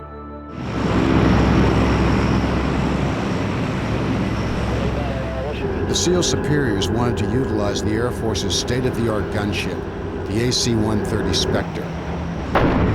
The Spectre's pinpoint accuracy could annihilate large numbers of troops, destroy tanks, APCs, buildings, anything in its sights, from thousands of feet above the battlefield. It also carried sophisticated surveillance equipment that could monitor activity on the ground, even in total darkness. Dillon was glad to have the support, but he wondered if they would be maximizing the SEALs' unique capabilities that had proven to be so successful in the past. Get in quickly, complete the mission, and get out, all without detection. All right, gentlemen, a lot of bodies on the ground with close air support. The SEALs got word that the mission was on. Communicate. After running their last dress rehearsal, they assembled for their final briefing.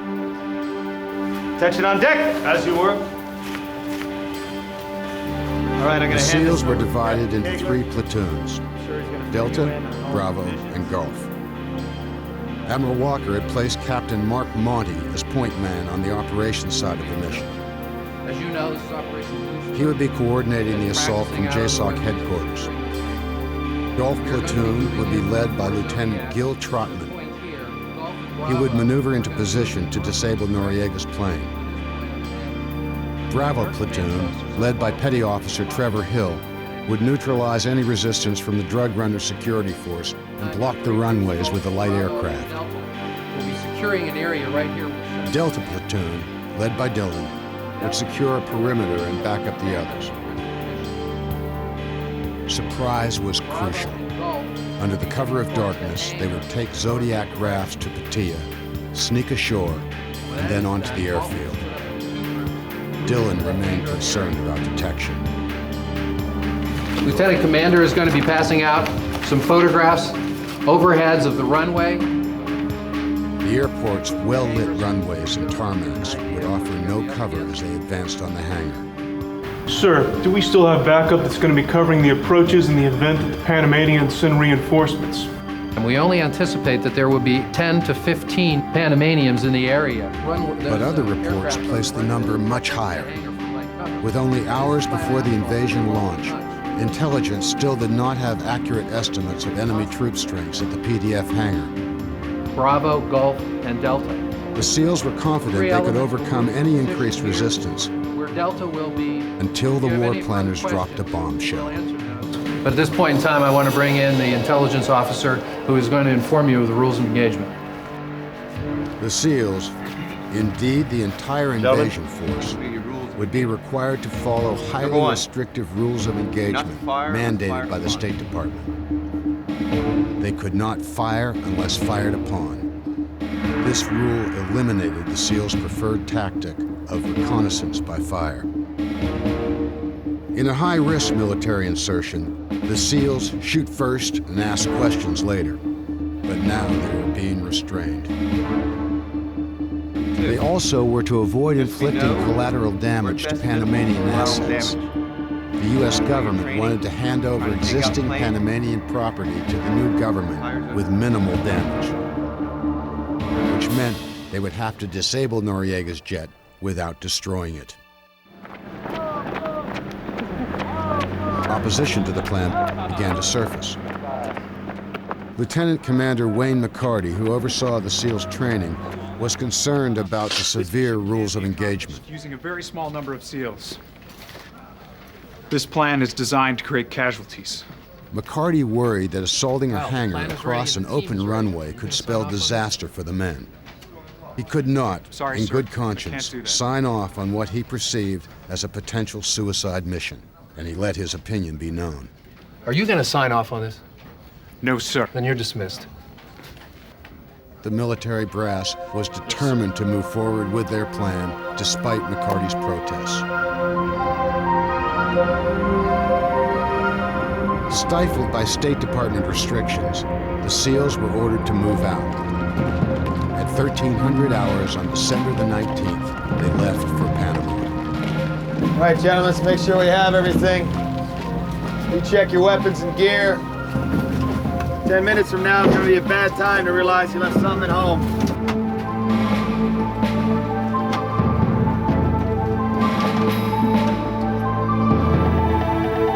As Americans and Panamanians alike were preparing for Christmas, now only a week away, the SEALs left their Virginia base.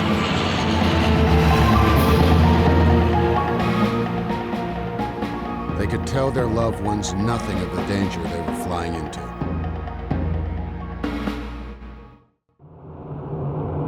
The SEALs prepared for their mission in Panama. The U.S. military invasion would begin in a few hours.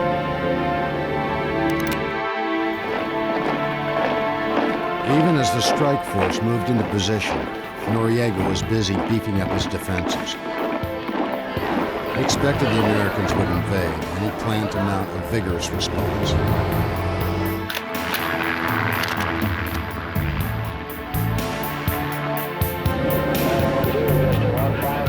Despite the gravity of the situation, Dillon tried to maintain the morale of his troops. Listen up, gentlemen.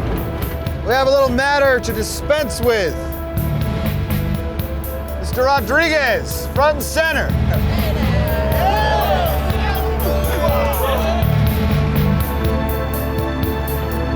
Seaman Ike Rodriguez, as you have successfully completed all the requirements and training, it's my pride and privilege to present to you your trident.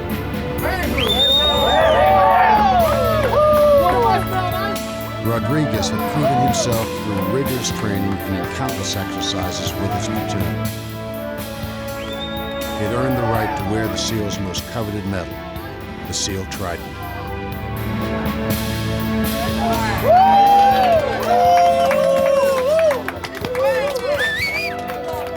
All right, gentlemen.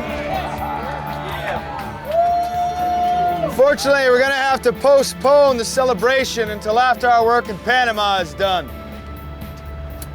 This is no exercise, gentlemen. Any mistakes from here on out are going to cost you a lot more than your pride.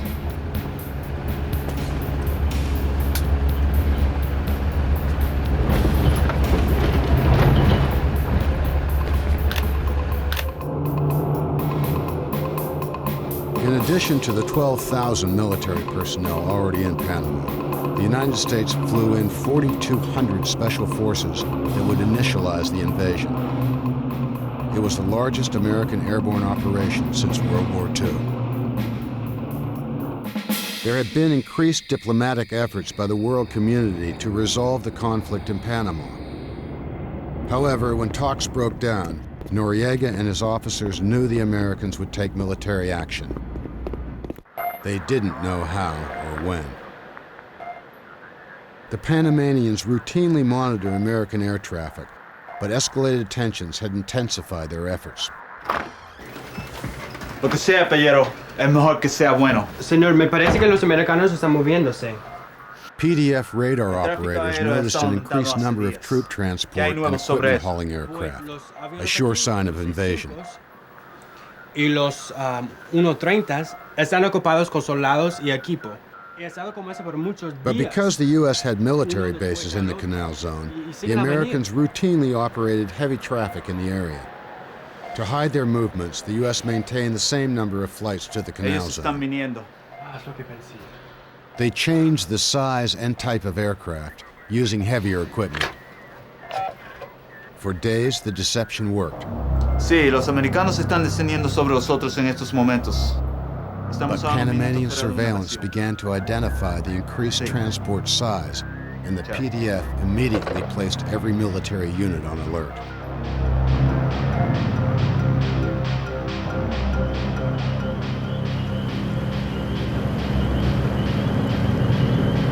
The SEALs had landed at Howard Air Force Base in the Canal Zone. After loading their gear onto combat raiding rubber rafts, they silently made their way along the coast and entered the tidal waterways around Pattaya Airport.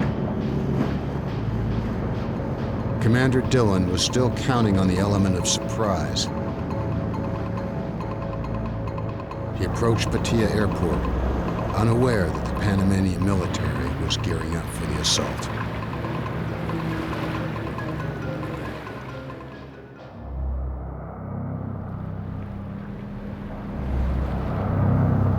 It was just after midnight, December the 20th, 1989.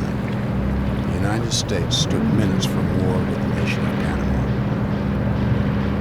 The Pentagon was ready to unleash a massive 16,000-man U.S. task force to take over the Central American country and capture its dictator, Manuel Noriega.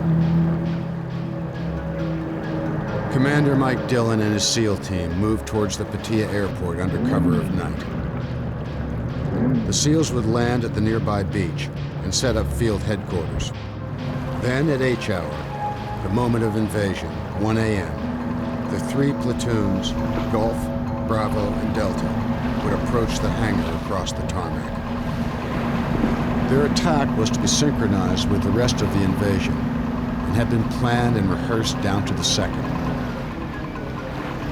However, as the SEALs advanced on their position, American troops were spotted in Panama City. Fighting broke out immediately, and the PDF knew the invasion was on.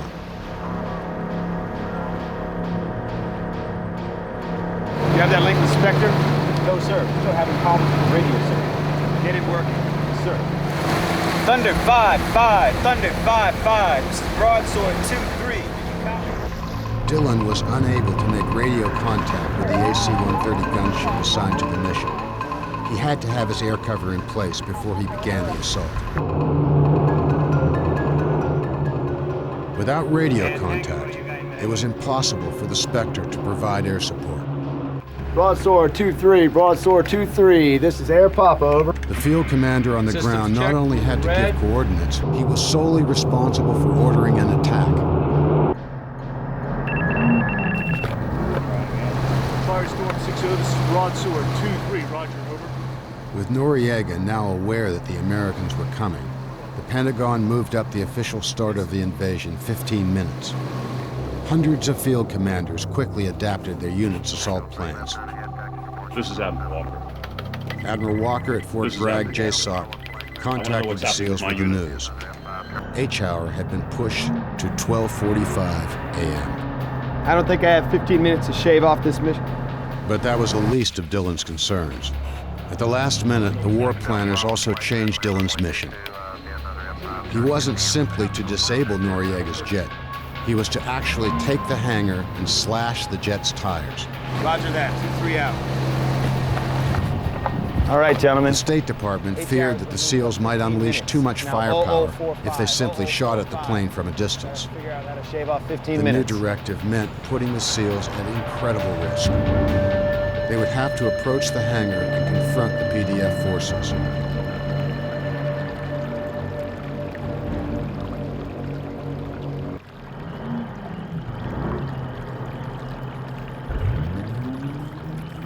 Dillon quickly informed his men of the change in mission, just before they landed at the airfield.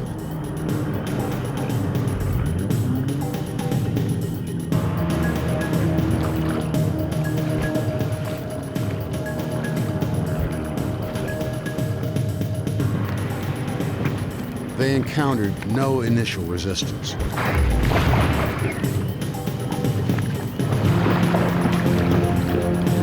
Vamos a tener que prepararnos.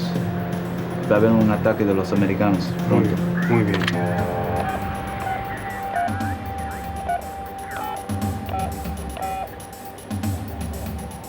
The PDF officer immediately called for reinforcements. Sí, los necesito a ustedes en el portaavión inmediatamente y apúrense.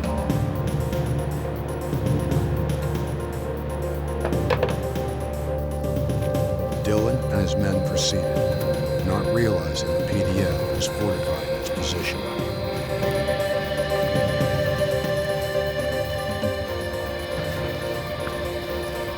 Stand by for 2-3 actual.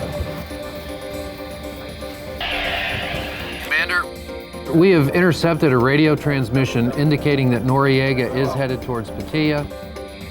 Copy that. We do not have an ETA at this time. Roger, out. Change of plans. Noriega's helicopter is on his way over. I'll take Delta to intercept the chopper. Bravo and Golf proceed as planned.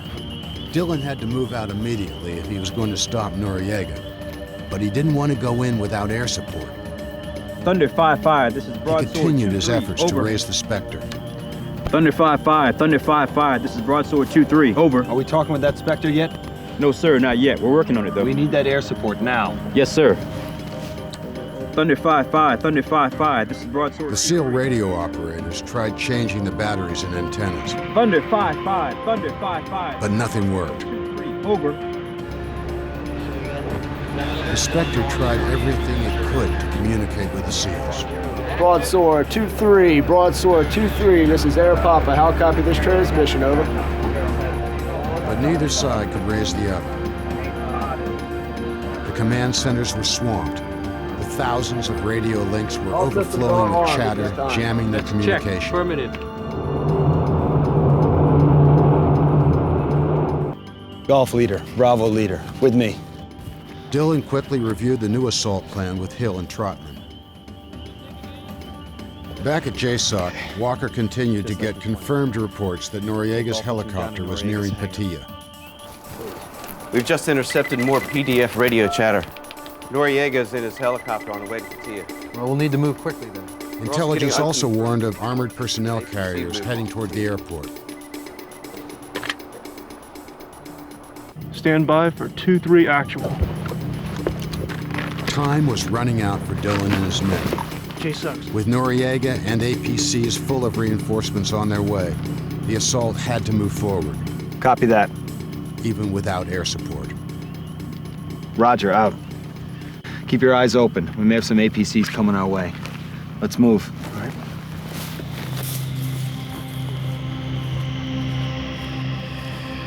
This is broadsword 2-3, over. We have communication with the Spectre yet? No, sir, not yet. We're working on it. All right.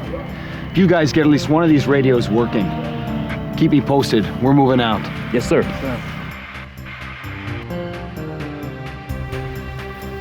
The three platoons began their assault.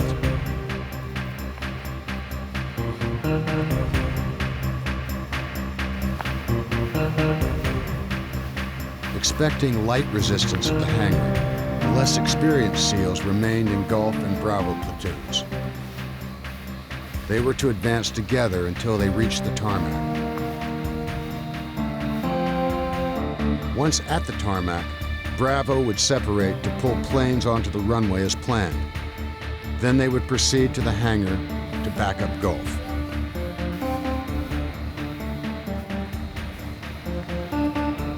Trotman's Gulf platoon was to head directly to the hangar and slash the tires on the jet.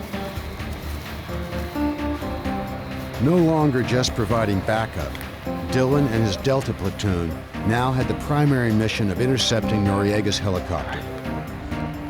They would have to reconnoiter the airport and determine where it might touch down.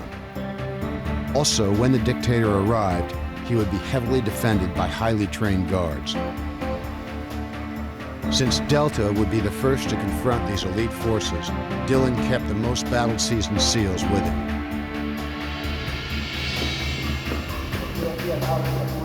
As the SEALs began advancing, the PDF reinforcements arrived at Patia.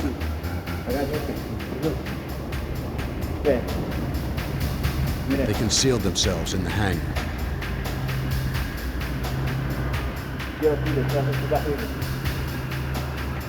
Now the element of surprise was on their side.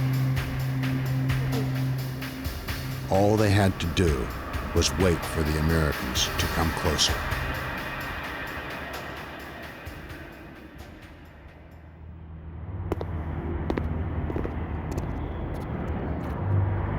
As Gulf and Bravo platoons moved closer to the hangar and tarmac areas, the hangar looked quiet, almost deserted.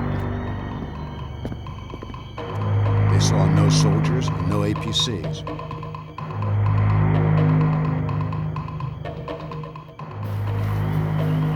Delta continued their reconnaissance, waiting for Noriega's helicopter to arrive. Give me JSOC. Roger. Firestorm 6-0, this is Broadsword 2-3, over. Yeah, this is 2-3. Yes, sir. Has there been any sign of that helicopter? No, sir. There's no sign of the chopper. Noriega will be there. Keep looking. The command post was still certain that the helicopter was coming. Copy that. Dillon had to be ready to apprehend Noriega.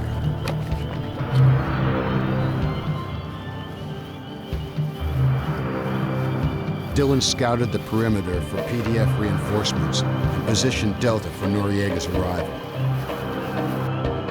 Gulf and Bravo platoons continued their advance. They could see Noriega's jet parked in the hangar. With night vision goggles, Trotman made out figures moving in the darkness. This was expected. At the briefing, they had been told they would probably see people around the airport buildings. Commander, I'm picking up some movement down by the tower. Copy. Keep your eyes open. Gulf proceeded on, and Bravo platoon split off as planned to complete their mission of pulling the small planes onto the runway.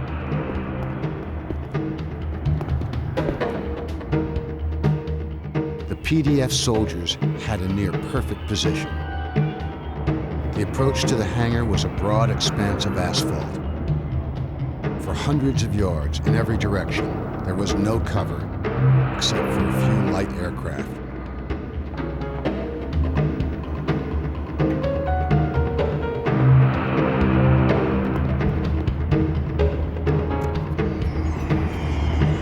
As Trotman and his Gulf platoon got closer, they spotted more armed soldiers.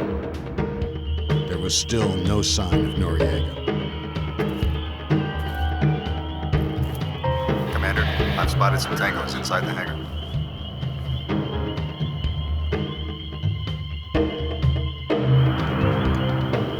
Eyes up. Proceed with caution. Gulf continued their advance. Bravo arrived at the planes.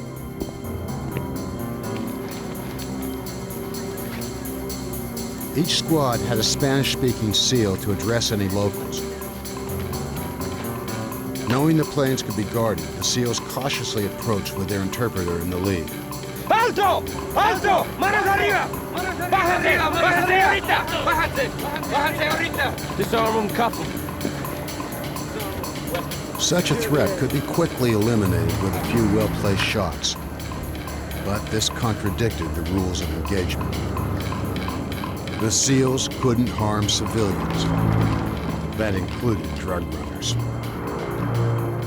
Once they were restrained, Bravo proceeded to block the runway with small aircraft. Commander, we had some locals guarding the planes. Threat eliminated. We're just now getting back to moving the planes. Copy, I see you.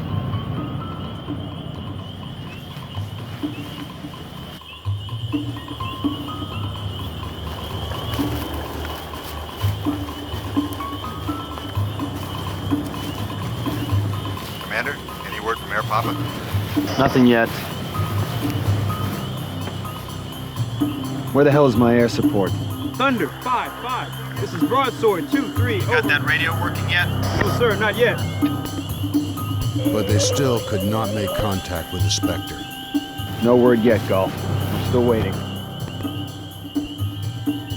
The radios used encryption equipment to scramble communications. They frantically tried different codes, but they had to work through thousands of possibilities. Dillon even tried patching through to the Spectre via JSOC. Even headquarters could not get through to the gunship. For some reason, the Spectre could not lock onto the signal and decode the incoming message. Broadsword 2-3, Broadsword 2-3. This is Air Papa, over. Let's switch to 2. Let's switch to 2. Punch an alternate frequency. Broadsword 2-3, Broadsword 2-3. Through their sophisticated surveillance equipment, the crew of the AC-130 could see the airfield below. Yet they remained powerless to help. Broadsword 2-3, this is Air Papa waiting for your command. The Spectre's awesome firepower was immobilized.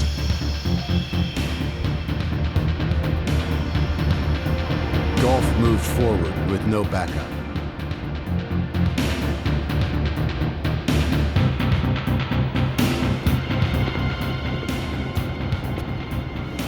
¡Ponte sus armas y retírense! No, bajas tu armas o te esperamos. ¡Fuego! ¡Fuego!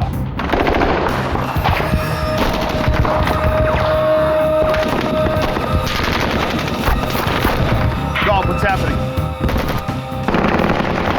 Pin down, taking fire from 2 directions. We're under attack. Let's go. Let's move. Let's move. Go! Get in there. Get down there. Let's go. Let's go.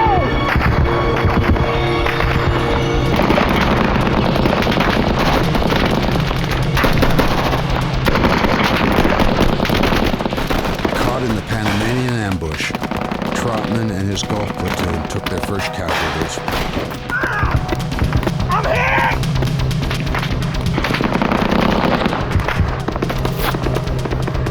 Pinned down on the open tarmac, they were in a fight for their lives.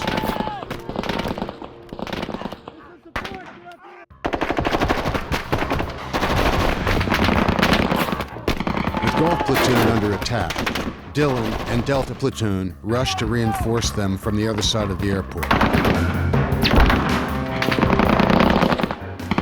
Get heavy wanted! Bravo, get up here! Bravo's clash with the drug runners cost precious time that delayed them from reinforcing their teammates.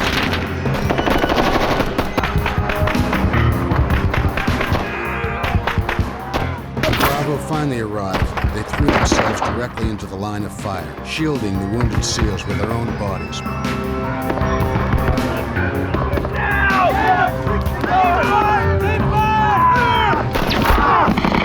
that Spectre? What the hell's that gunship?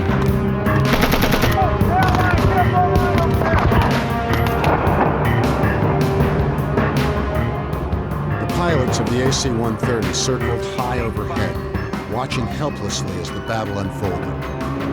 All weapons are hot this time, but I still do not have authorization to fire. Punching 2.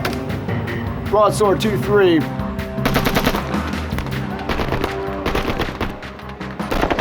PDF soldiers used armor-piercing bullets which flew right through the SEALs' flak jackets. Those that weren't shot directly got hit by flying pieces of asphalt.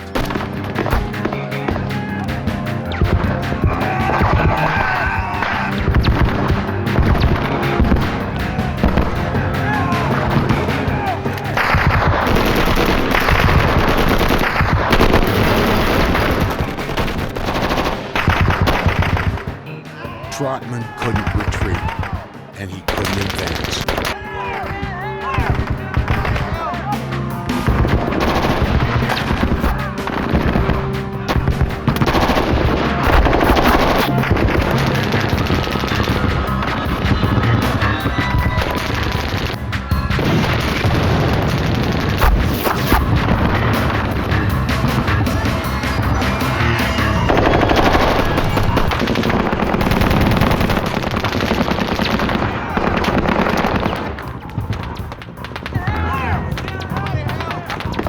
Eventually, the superior marksmanship of the SEALs paid off. With every shot fired by the PDF soldiers, the SEALs got a better lock on their positions. Get in there! Get down there! Let's go! Let's go! Finally, Dillon's Delta platoon arrived. They took positions on the edge of the tarmac and joined the fight. Get in there! Get somehow! Get in there! Go! Let's go! The SEALs of Delta Platoon charged directly into the firestorm, risking their own lives to drag their wounded teammates to safety.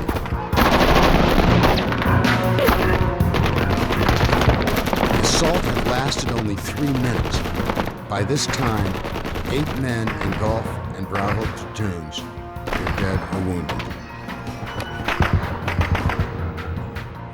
JSOC called for an assessment report. I got at least 2 killed and 6 wounded! They could hear the battle raging over their radio.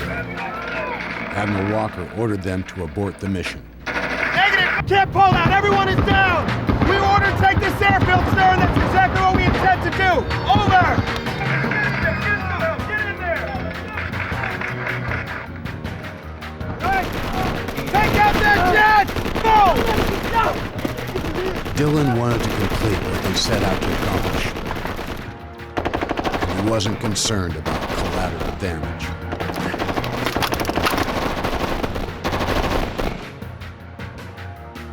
The AT-4 anti-tank missile brought to defend against the APCs was aimed at Noriega's jet.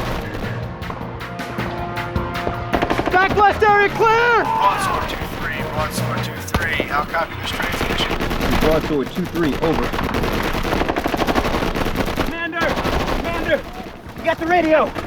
We got Spectre! Beautiful. Just beautiful. Rocket!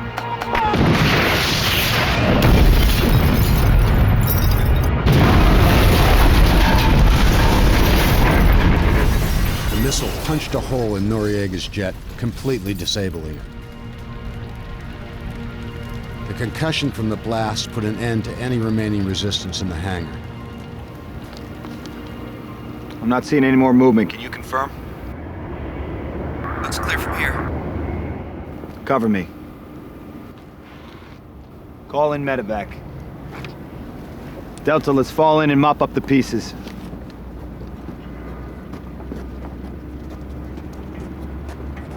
Finally, it was safe for the SEALs to enter the hangar. Al piso! Al piso! Down! Down! Down! Most of the PDF soldiers inside the hangar were dead or seriously wounded. Tie him up! Tie him up!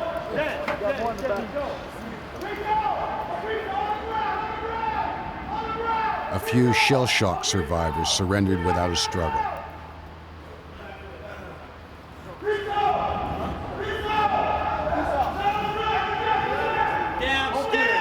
The battle was finally over.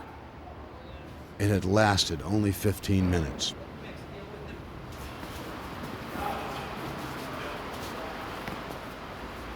Dillon ordered some of the SEALs to stay in the hangar and attend to the enemy dead and wounded, while he went back out to the tarmac to check on his own men.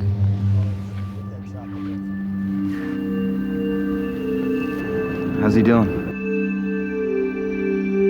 He's gone. Only hours after receiving his trident, the newest member of the team, Isaac Rodriguez, was dead.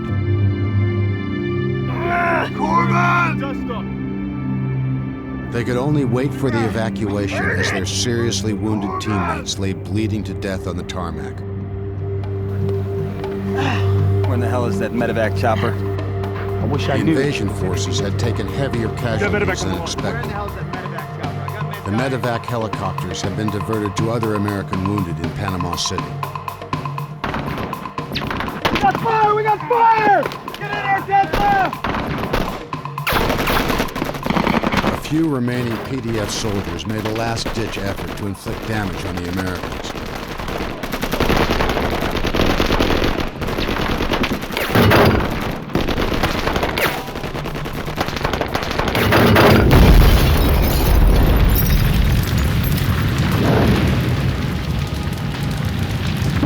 They were quickly dispatched.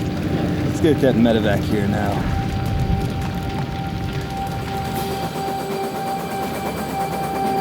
It was over 90 minutes later that the medevac finally arrived. At the Patia airport, Dillon and his men had accomplished their mission. They took the airfield and disabled Noriega's jet against impossible odds and under heavy fire.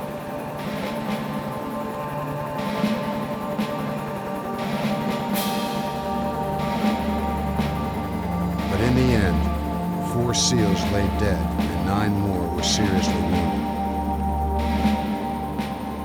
It was the worst single loss the SEALs had ever experienced in one mission.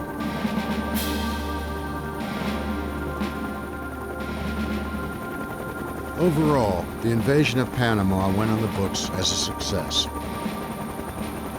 Noriega's helicopter never did arrive at Patia Airport.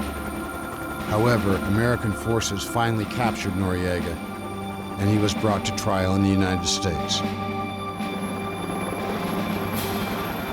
The Navy came under fire for the ill-fated SEAL mission. Recriminations abounded and careers were lost. The Navy released a sanitized report about what happened at Patia Airfield. All the public ever heard was that it took 48 SEALs to disable a single airplane.